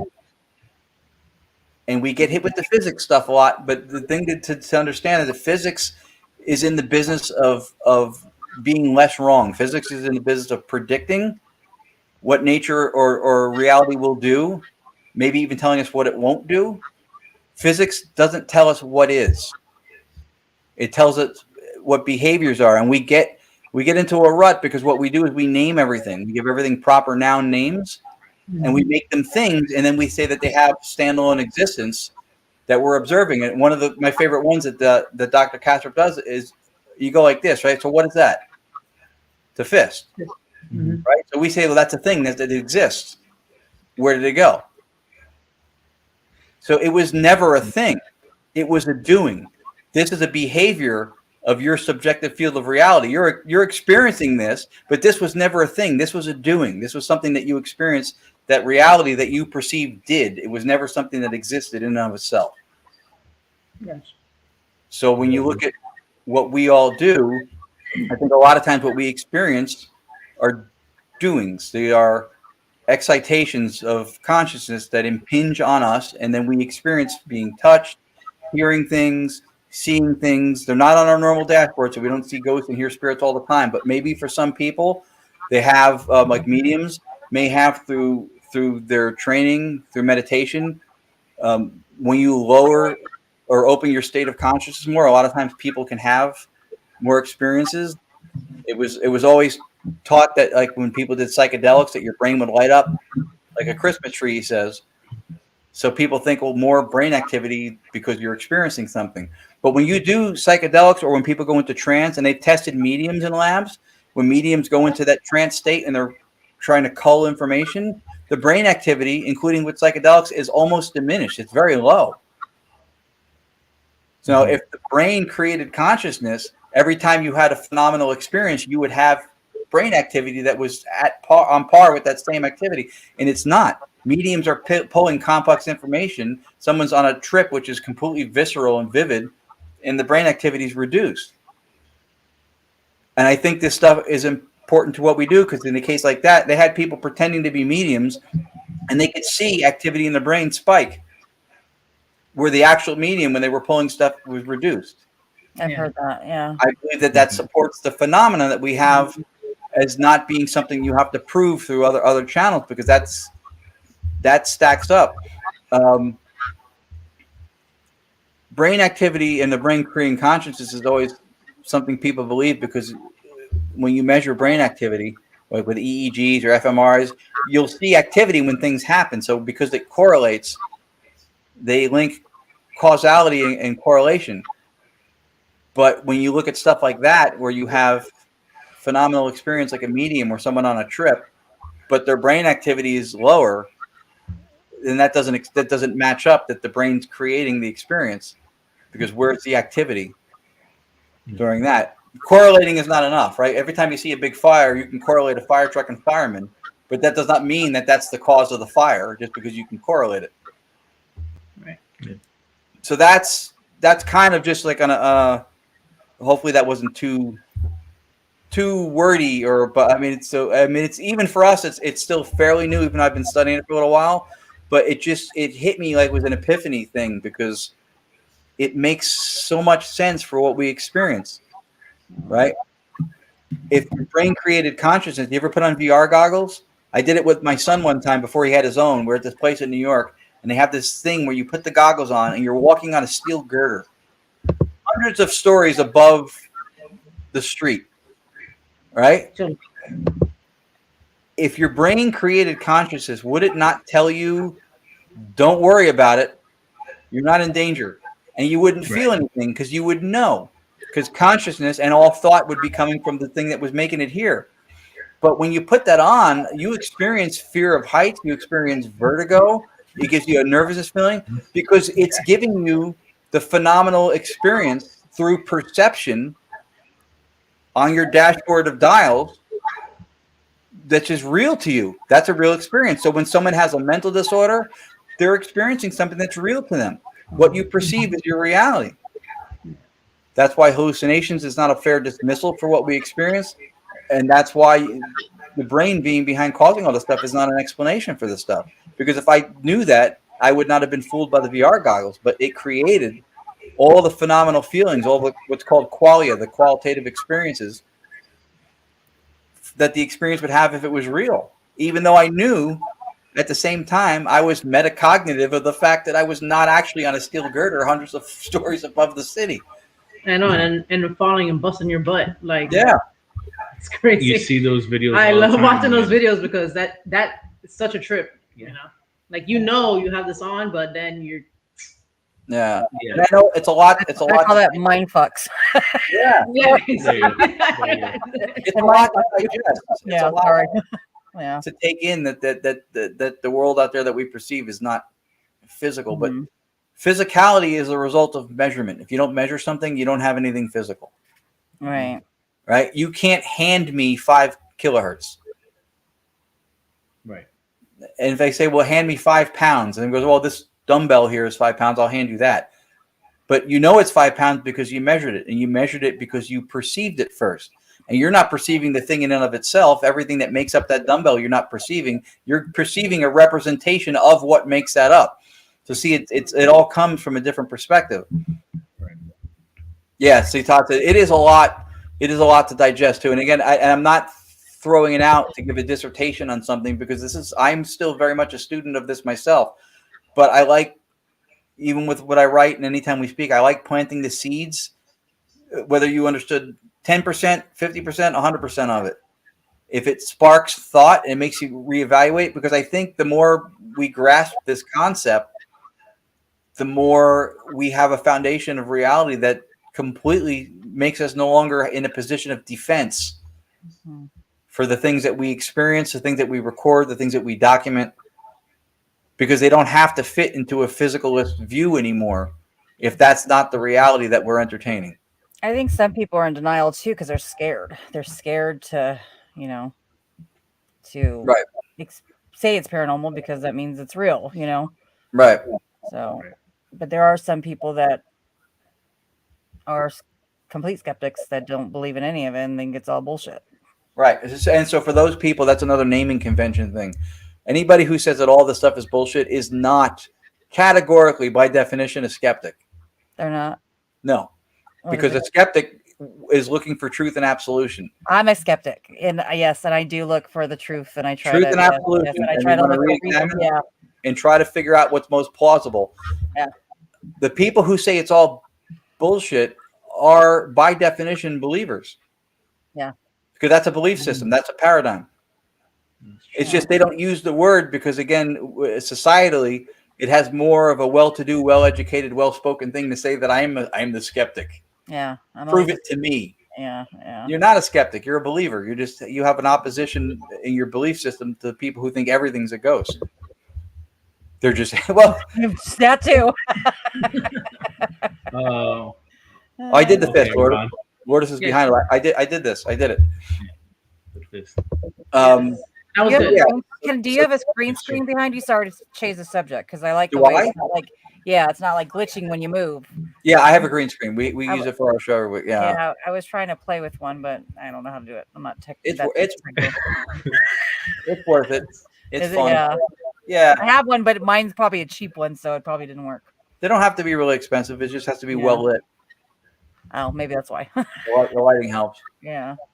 But that's a big thing because there's a lot of the people who are the self-proclaimed skeptics, and a lot of them too. It's the same, you know. I'm a believer, but I'm also a skeptic. I want to, you know, I do question. Well, what if it can be debunked? You know what I mean? Right. But I'm also a believer too. Right. Well, you're open-minded, yeah. And debunked is another thing. Debunked gets thrown around the same way WebMD throws around headache. It's a symptom of everything. WebMD. Yeah, I mean, and I'm not saying you. I'm saying that people in the field will do that. Yeah. If you recreate something another way or you show an alternative way, that is not debunking it. If you go to the location or you're there at the time something is documented and you recreate it by showing it in the circumstances in the same setting, you can explain something another way. Yes, that's debunking it. But just providing an alternative, because it has to be plausible, it has to be coherent. Yeah, no, I try to what do you call it? Recreate it. Recreate. It. Thank you. Yeah. Right. See, correct. Yeah. True skeptics are open to the possibility. And if somebody's not, then they're Yeah. just operating by bias. And that's what I love about, again, this concept of idealism or analytic idealism as a philosophy of mind and everything in reality being mental, because it takes a lot of that away. And one of my favorite quotes, proper skeptical parsimony, and being parsimonious means the most efficient or fewer steps to get to the explanation of something. So proper skeptical parsimony is not saying that things are impossible. It's just making sense with the fewest amount of steps or entities involved when you're trying to theorize what something is. And by succeeding in explaining with less theoretical parts or components to it, what you realize is that materialism, what they consider to be an anomaly, which is what we're always defending, is in fact natural. Yeah. And that's why I think the philosophy, which really is not us, right? You don't see philosophy in the paranormal very much. You see everything is very technical, and some people are excited about quantum physics and quantum mechanics and quantum field theory and stuff. And those things are helping with an understanding of things, and it will probably provide some explanations. But philosophy is where meaning is, the meaning and stuff. And I think we need to be able to speak to the experience of what it is to be you, or what it is to be something, and not just perceiving it and then everything's numerical and measured. And I think we've been operating under that idea for so long that now the stuff that we're doing, we're in this position of like, just prove it to me. I'm the skeptic. Can I ask you something totally off the white noise and what we're talking about? What do you think of like other paranormal equipment? Like, what do you think of like REM pods or K2? I don't want to say K2 meters, but REM pods and stuff like that. I think they're good. I think they have their place. It's good to be familiar with the equipment, what it's supposed to do, and what can affect it. And we were at an investigation one time when someone's cell phone was setting them off. In the beginning, I learned I was tricked. I think an activity was happening with REM pods, and it was the walkie-talkies that were being used. Yeah, that's And I didn't know, and that, so we all go through that. I think they have a function, and they're supposed to measure, electromagnetic field variations, and if something breaks the field, like on a REM pod. So I mean, if you can rule out something causing it environmentally, if you're asking yes/no questions and it seems to sync up every time with the Q&A part of it, I think there's validity to that, because I think timing and relevance would make something like that at some point. When something's repeatable enough, you get past what's called chance odds of something happening, right? When you hear scientific method get thrown around a lot, and the repeatability of things, right? When you have that happen with something like that, with like a REM pod, I think the more probable you may have some kind of an interaction happening, because it's happening on command when it's too much to be called coincidence. Coincidence, yeah. And just to kind of show another reason why the philosophy of mind thing is such an important thing, I think, foundationally for what we do.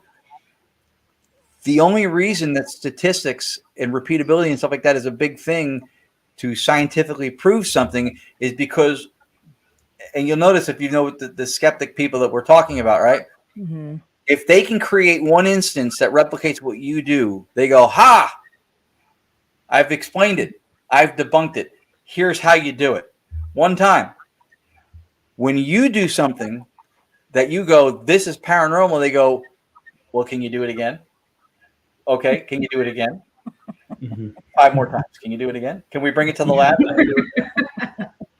And why? Because what's on the table for argument is not science. It's a paradigm. It's a belief system that's being challenged, not the science itself. So that's why you have to have statistics and odds of doing it over and over and over again to get beyond what's called chance of something just happening. And I understand the validity of that, but that's why when somebody's debunking something, you only need to do it once. But when you're proving something, oh my God, it's somebody else. Yeah, that's not. Stick your heels in and grab a Snickers bar. You're going to be here for a while. Yeah. No, the reason I asked is because my neighbor, he's like very technical and he knows how to fix everything. He says, you know, he knows I like the paranormal. He says with the REM pods and stuff, they have sensors in them. And ever since he told me that, it's like stuck in my head. And me, like, they do doubting shit. You know, I'm like, but then I've been to locations where we didn't get any kind of activity from them. Right. But what? I've been to like locations where it's constantly gone off, like the when he mentioned they have sensors in them, what was the yes? If it didn't have a sensor in it, it would be a paperweight. He just said that like it goes off every so many minutes, and I'm like, I would believe you had it goes off every time I'm somewhere. If it goes off every time I'm at a location, then maybe. Does he own a REM pod? Huh? Does he own one?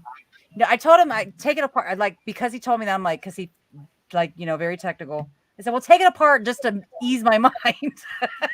Like to show me, because now it's like stuck in my head. Are these really real? Is there really a sensor in there? I've gone to places and put my REM pod and it doesn't do anything. It's literally a paperweight. It won't do anything. So It doesn't think about that. Again, see, this is a perfect example. When bias is in the driver's seat, I don't care if you have a master's, a PhD. It doesn't matter if you're technical, because think about that. It responds, or it goes off every couple, like it's supposed to just go off every couple of seconds. Who would buy it? Yeah. That's a Christmas decoration now. It doesn't. Or like there's a GPS and it knows where you're at and it sends, you know, and I'm like, and now it just makes me think, like, it makes me question, you know? Right. And when you question, the first thing you should do is you should ask the person, how do they substantiate that claim? Yeah. Because most of the time they don't have the ability to explain it. And he's a non-believer, but I think he's one of those that are scared to believe. That's possible too. Yeah. But again, a non-believer with no experimentation, with no equipment, and with no experience. If I said I was going to do a dissertation on the plight of a black woman over 100 years in America, you would go, well, hold on. You're not black. You're not a woman. You haven't been around 100 years. How are you speaking to this? Yeah. So when people say stuff like that, even if they're technical, I'm like, why should I? They're just assholes, and they like that's my point. You can't just know stuff because you don't believe stuff. It's because what they think is right, you know. Right. But I'm gonna get him to take it apart. I'm gonna get him to take it apart because. And if he takes it apart, he'll be able to tell you from a mechanistic standpoint what it's supposed to do, maybe, or how it's triggered. Yeah. But if you bring it somewhere and it doesn't consistently go off, which it shouldn't. It doesn't, yeah. And if it ever does start like just going bonkers, the first thing you do is check the battery, see if the battery's dying, because that could be that could be what it is. But Todd had any cynics sit through a Staticom session, and did they leave more or less cynical? We've had a couple of events where somebody was just skeptical of just paranormal stuff. At the one event, and Lourdes pegged him that he was an attorney, and he heard stuff come through, and then knowing how the process works without anything but the white noise, he was very much transformed a little bit, I think, that evening from hearing what he did not think was plausible before. And again, see, this is the importance of the philosophy part of it, because the only reason this stuff is so difficult to digest for people is because they're coming from a physicalist view of there's this measurable 3D world out there, and we just perceive it. And this stuff that you're telling me you experience and do doesn't exist in that world. I don't see it. I don't experience it. If there's a ghost, how come I haven't had something happen? My son's mom, who I'm very close with, had something fly off her counter. She caught it on a camera in the house. And she would have believed that the Smurfs did it before she would have believed that it was a spirit. She didn't believe in those things. Yeah. But I mean, so sometimes, even if you have an experience, but if you're in denial or you're not even open to the idea that something like that could be possible, you've already taken it out, and that's very backwards in our thinking, I think, right? Your belief system, your paradigm should be the aggregation of experience. And for some people, their experience is filtered by their belief system or their paradigm, and what doesn't fit into it, they don't entertain. Yeah. Right. I think that's backwards. That's what I tell people. I said to people that don't believe, I said, you may have had an experience, but you brush it off as to something else. Right. A lot of people do. Yeah, they do. Yeah. And sure. and that whole, and even with people go, well, some teams will go, we're very scientific. We're very scientific in what we do. We go into debunk, and then if we can't do it, first of all, that's bad approach. But you don't go into debunk. You go into investigate, and then you use the best judgment you can use to whether or not something's an anomaly or not. To say you go into debunk is like saying I'm going to a multi-ethnic, multicultural, multi-gendered party, and I'm going into hate. But if I find people I like, no, because you're going in with a bias already. And scientific method, when people say this, is to lean into what's the most parsimonious, the most in the fewest steps. If you've heard what's called Occam's razor, the simplest way to explain something, right? That's most parsimonious, the least amount of steps to explain something logically or where it makes sense, where it's coherent. All right. So to say that, to do this stuff with scientific method, part of the problem with that is scientific methods to take every possibility and then lean into what's most probable and go, okay, maybe this is where we focus. But that is to assume at the same time that we know every possible explanation for stuff. And I think right now where we are with the stuff that we all do, I don't think we do. I don't think we do know every possibility. No. Well, yeah. Right. Hopefully, I don't think we'll ever get there. There's just too much. No. Yeah. It's possible, but again, that's why when you look under the idea of philosophy of mind and analytic idealism, these things are all just what nature does.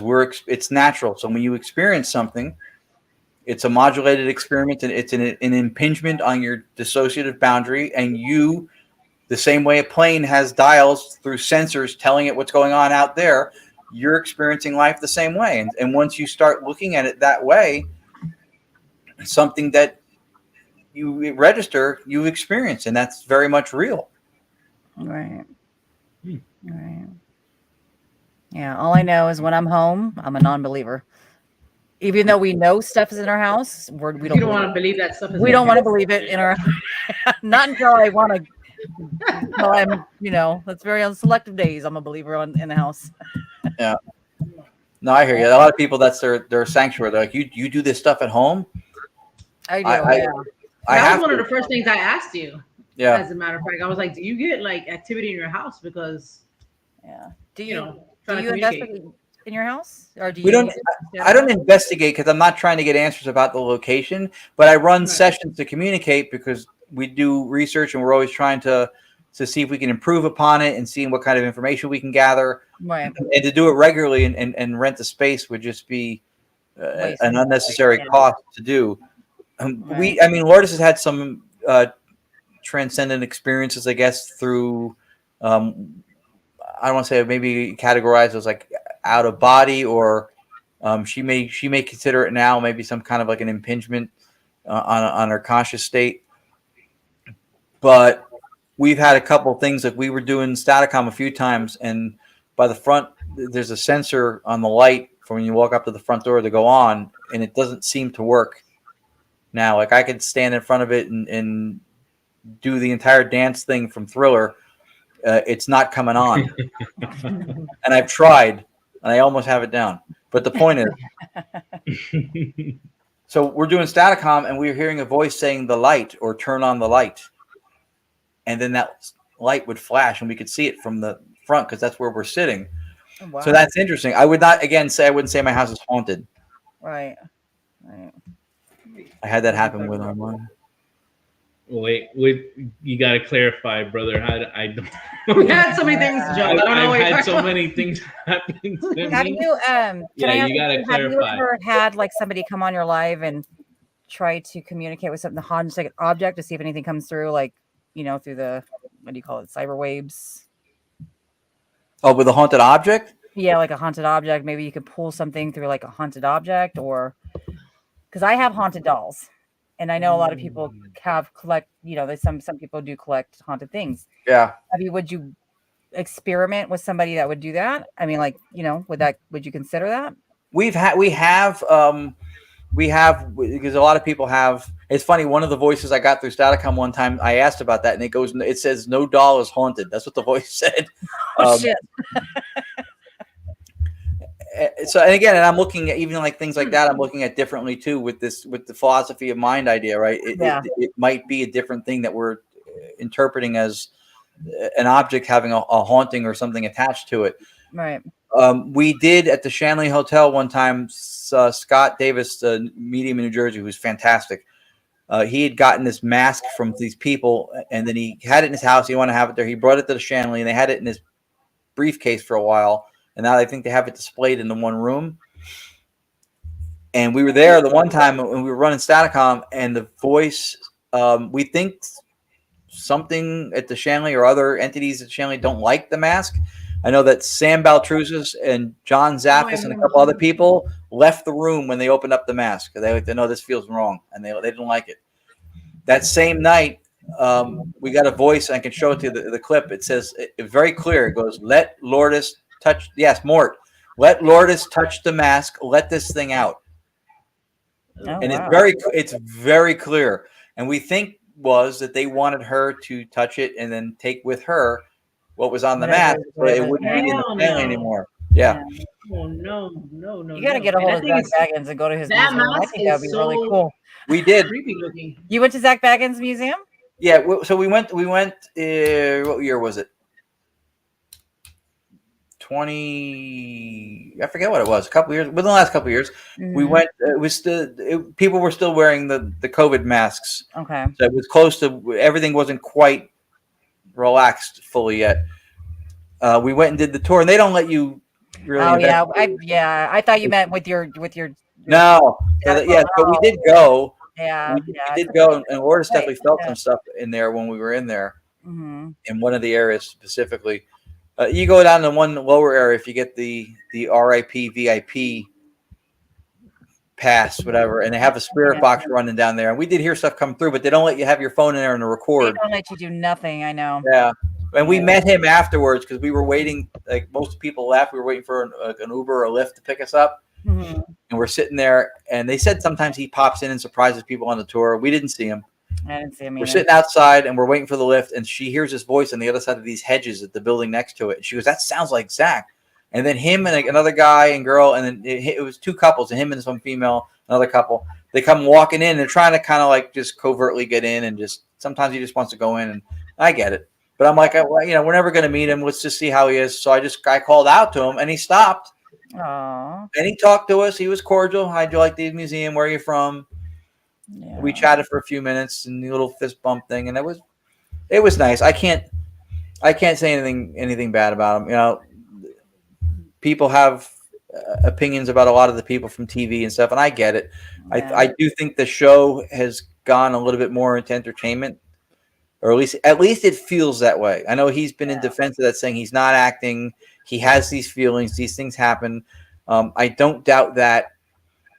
But at the same time, if I'm legitimately having something experience, if my conveyance to you gives the impression of being disingenuous, being, produced fake, then tone it down. You still need to be aware of that. Right. I mean, it's still coming across that way. But that's what sells, unfortunately. So you have to be dramatic with stuff. But it does. That's another thing that the field experiences, that there's a lot of people doing great work, and then you go to an expo and there's YouTube or TikTok influencers on the poster. Yeah.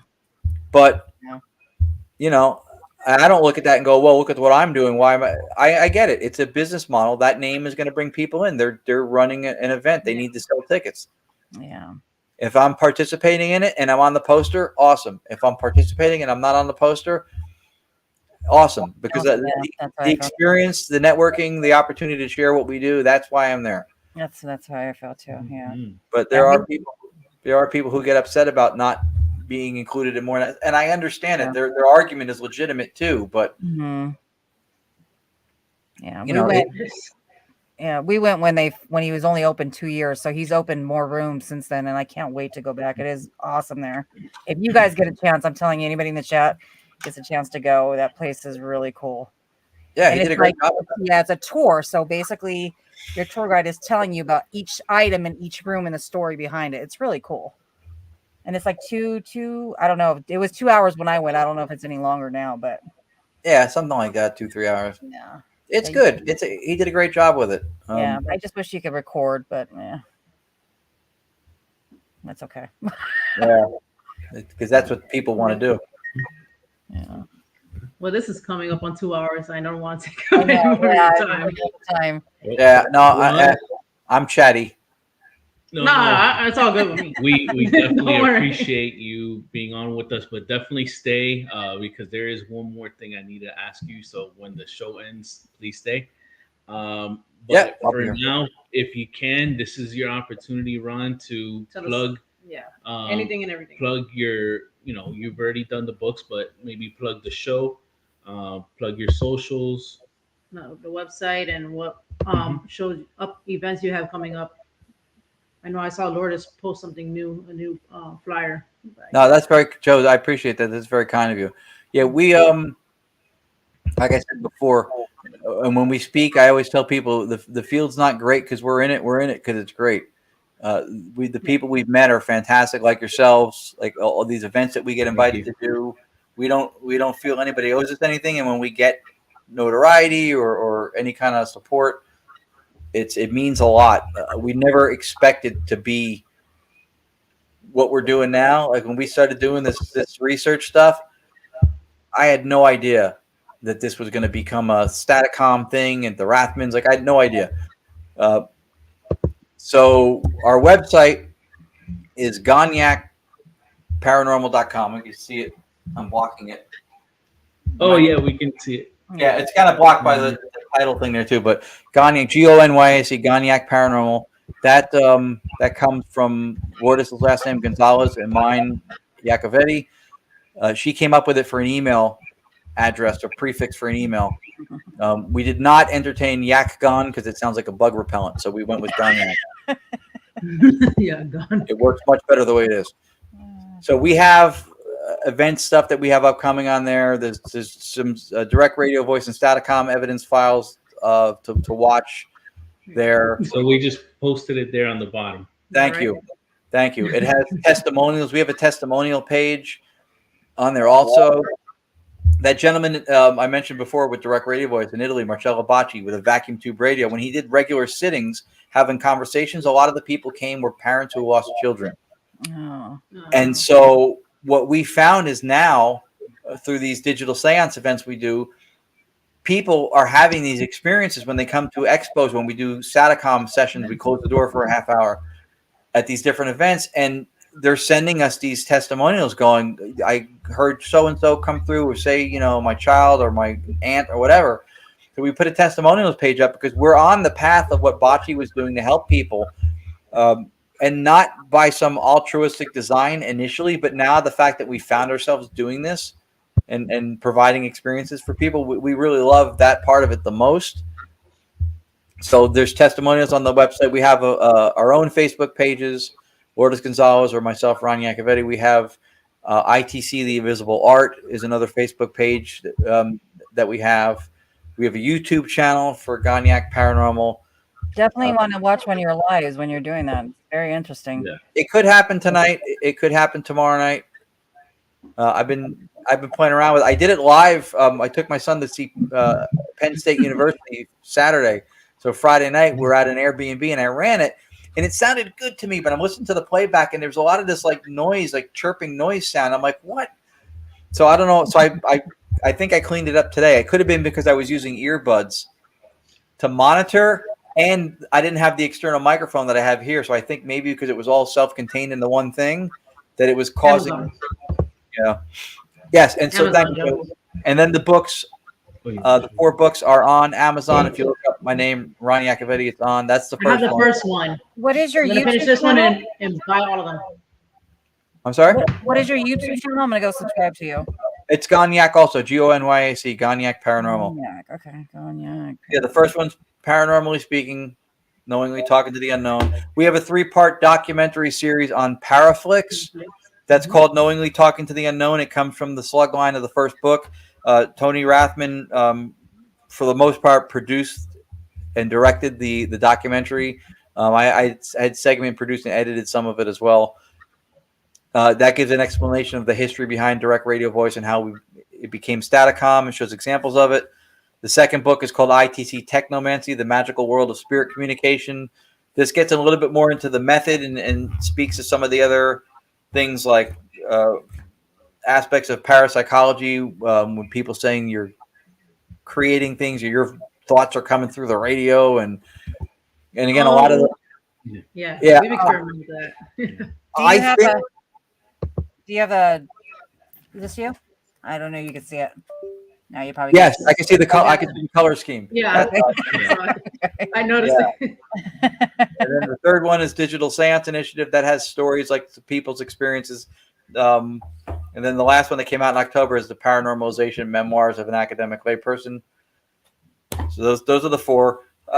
If they make people think, if you agree 100% or any percentage or no percent with what I say or thought, that's okay. If it made you think to where you came to that determination that you agree or not, then that's what the book was supposed to do.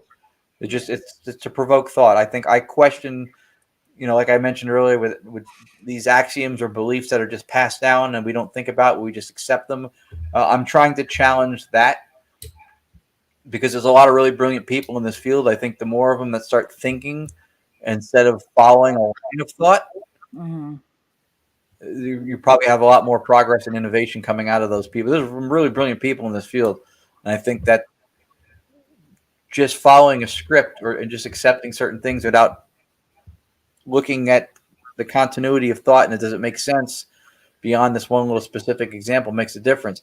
That psychically sending your thoughts is that you've asked us, do you think your thoughts are what you're sending through the radio? First of all, there's no data to support that someone could think on a even when we're using a radio, I can't think in 1430 hertz or kilohertz and then enter it through. If that was the case, there would be evidence somewhere of somebody driving to work, listening to their favorite tune and thinking about, man, I hate my boss. And then that comes out of the radio because they were thinking it. Yeah. I don't know if that's ever happened. And then when you have a room with 50 people, right? What governs whose thoughts come through over whose don't? Or why don't they all come through? And it's just this mosh sound. You don't even know what they're saying because it's all these people's thoughts coming. It doesn't. It's a parapsychology explanation to try to say that it's not an intelligence out there, that it's you creating your own experience, which is kind of, there's a philosophy of thought that speaks to that more. I don't know if there's something called panpsychism, which just thinks that everything in nature, everything has consciousness. Everything has its own consciousness. So it's almost to suggest something maybe along the tree challenge. Tree, if you can hear me, touch my shoulder. I've done that. Done a video. And that doesn't add up either, too. It does. I don't think. It took me. I mean. Yeah. She tried. That's my story, and I'm sticking with it. I think if we're connected to universal consciousness, if the ontological primitive, right, if the basis for all reality is mentation or mental, and we're alters or spin-offs of that, we're connected to it. So I do think through the impingement, right, with pressure from the outside, that we can affect our environment, and that may be why we're able to pick up on things like that. But I don't think we're directly sending our thoughts, because we don't have the will to change and alter the reality that we're experiencing. So I don't think that's what's happening directly. I think maybe it's part of the collective, and maybe that's how something sends it through, or maybe perhaps it comes through. But that's a big rabbit hole on that one. I don't. I've heard somebody tell us that about like an EVPs, like, well, maybe that's your thought being recorded on the digital recorder, like coming back answering your question. I'm like, yeah, right. So then my question to them is, because again, this is continuity of thought, right? So you're creating a theorem based on an instance. You recorded a voice, shouldn't have been there. So their explanation is maybe it's your thoughts. Yeah. What data supports the fact that you don't get them? Because most of the time when you do EVPs, you don't get answers. Sometimes you do. Sometimes they're more fruitful than others. But what about the times you don't? What, right, biologically, what physiologically is different when you don't get the responses from when you do? And if they can't explain that, then how can they say with any certainty that that's what's causing it?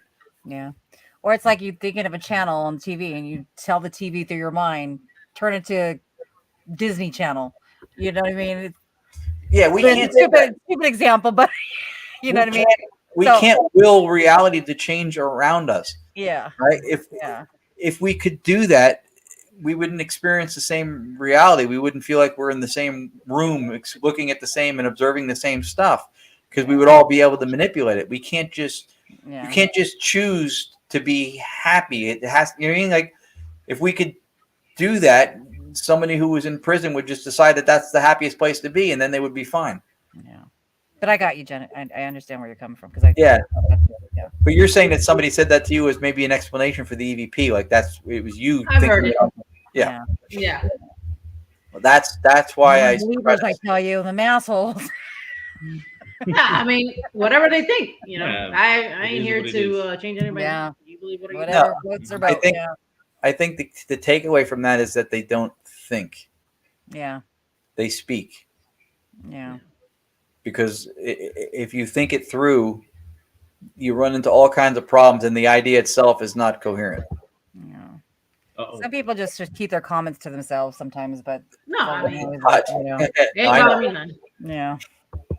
I like to, in the paranormal, I like to get different perspective, everybody how they think, and I think that is what everybody should be doing, you know. Yeah, I think it's good too, but I think it's the way they deliver the package can make them sound like a douche, you know. So there's some righteous, but it's okay. Everybody got their shit. Whatever. That's a whole other subject. Yeah, like I said, when someone's when they have a bias, that's the perspective that you're getting. Yeah. Right. That's exactly. See, Lourdes said that if we were causing these things to come through our own mental processes, we would have consistent. Even with the pareidolia, the same thing, right? People go, "You're hearing what you want to hear." Mm-hmm. Why don't I always hear what I want to hear? Yeah. And if there's 5 people in the room, how do you deal with the idea of dueling pareidolias? How, like, you know, you want to hear something, I want to hear something. I go, what am I sitting on? And you go, you're thinking, well, what color is my shirt? And then the word yogurt comes out. Right? It's not, they're looking for a very easy explanation to dismiss it instead of actually taking the time to try to understand it. Yeah, I agree. And we don't understand it fully either, but at least I think those of us who are putting a genuine effort into trying to, I don't take my cues from somebody who has no experience. They've done nothing in the field, and all they have is a belief system. You know what? I used to believe in Santa Claus one time, and I never did any experiments to find him or any genealogy. As long as we're having fun and we're enjoying it and we're doing it with the passion, that's all that matters at the end of the day. That's right. Joe said we need to continue to come up with theories, right, based on our experiences. And again, the only thing you can ever truly know in your life is experience. Yep. Is your experience. That's it. And experience starts with perception. Yeah. And we're going to agree to disagree with some people. So. Yep. It is what it is. Well, thank you everybody for watching. Yes, thank you so much, everybody, for being here. Joy, plug your socials, please. JJ.Paranormal, right? Paranormal. Yes. I change my name constantly. And then on YouTube, you can find me. I think 305 tags me, so you can just find me that way because I change my name all the time. So Joy and Joy's Adventures. No, I think I changed it to archives because I don't know what it is. Oh my god!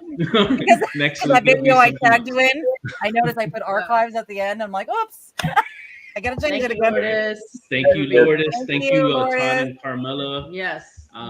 So we are 305 Paranormal. You can find us on Instagram, on TikTok, on YouTube.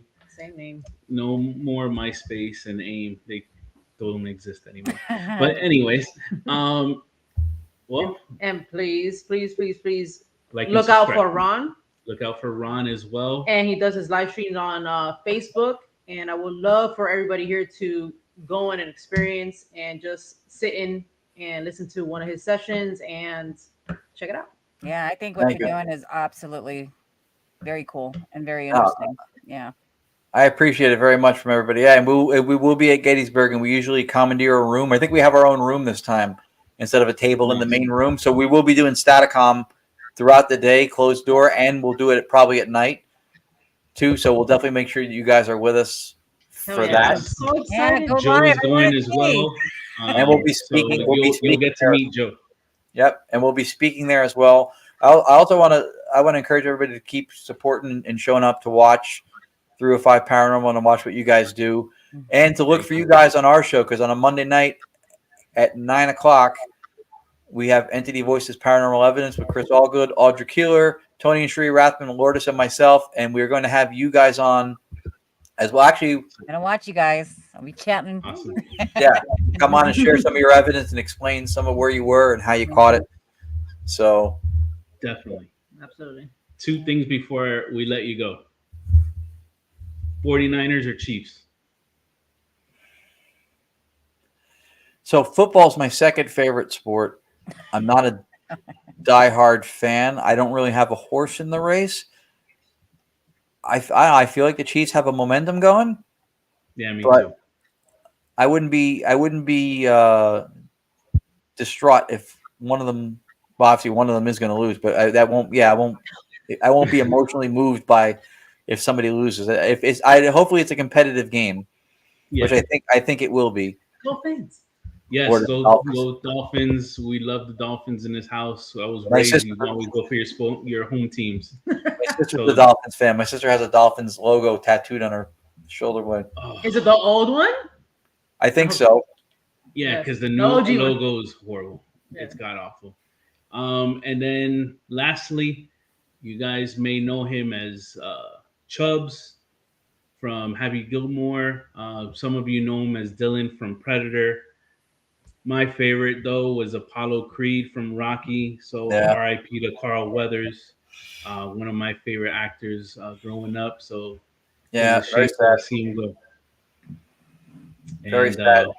And hopefully, on behalf of the ITC community, there are some people who, as soon as somebody dies, because there's a lot of attention around the name online, will claim to be communicating with the spirit of that person within 48 hours of them dying. And if it's for research, so be it. But if you're posting it on YouTube with theatrical lights, like it's Please kind of don't. icky. Yeah. yeah, please Yeah. don't. Yeah. Well, folks. So they don't they come right away? No? Was that? You don't believe that spirits come like right away? Talk to you? I don't. I think it's possible right away. I think it's possible later, but I think within 48 hours or a week of somebody high profile like You're that. just saying poor taste. Yeah, it's poor Yeah. taste to I do was it like- so soon. Yeah, I feel like. I was like, oops. Yeah, no, I've never done it, but I feel like it's parasitic in nature. Other I agree. people. Yeah. Other people. I agree. You're I talking- know oh, who you're okay. referring to. Trust Yeah. me. Yeah, I know. You know. Oh, okay. I've talked to the individual before. There's actually 2 of them. It's him, and And there's it used another. to be French. Oh, I got what you. So you're talking about somebody else. Yeah, Yeah. Okay. there's another guy who had a couple of documentaries on Amazon who started doing the same thing as him with the blinking lights and the whole theatrical dark. Like I call him the Amazon Messiah because he's got this whole like. I don't know. It's yes, I think it's important. If you think it's an opportune time to communicate, you want to try to reach him or whatever. I was talking for myself. I missed the part where you said for other people. I don't think there's nothing wrong with that, but I think if you're posting it right away to do that, I For think somebody that's- else, yeah, for a family that's grieving. Yeah, no, I just seen Lourdes's comment, so that's it. It clicks. Yeah. It takes me a minute to. Joe Torino, don't put Joe's comment up because I don't want to. We might as well. I we did. might as well name him, but Oh, I know. Yeah, I know. Joe knows what's going on, so he knew who it was. Yeah. Yeah, and I've He's talked innocent. to that person before back in the day when the whole Mhm. portal revolution became a thing, and he was cordial enough. I just think, clickbait. I think it goes too far. It's like you can do it later. You don't have to do it now. Yeah. And don't disguise it as research. Yeah. You know what I mean? Yeah. Don't disguise it as research. No bueno. No bueno. That's Spanish for no bueno. I understand that. Yes. That's Spanish for not good. No Not good. bueno. Yes. No good. Well, folks, have a great night. Yes, thank you for Thank joining you. in. We appreciate We're gonna try to everybody who convince watched. Ron to eat more pineapple pizzas. Yes, my favorite. Hawaiian pizzas are good. Yeah. I He's was still surprised. Italian, even though he ate it. Trust me. Yeah. All right. Have a good Ron, night, guys. stick on real quick, okay? Yeah, Good night, everybody. Good night, everybody. Thank See you you next very week. much. Ending.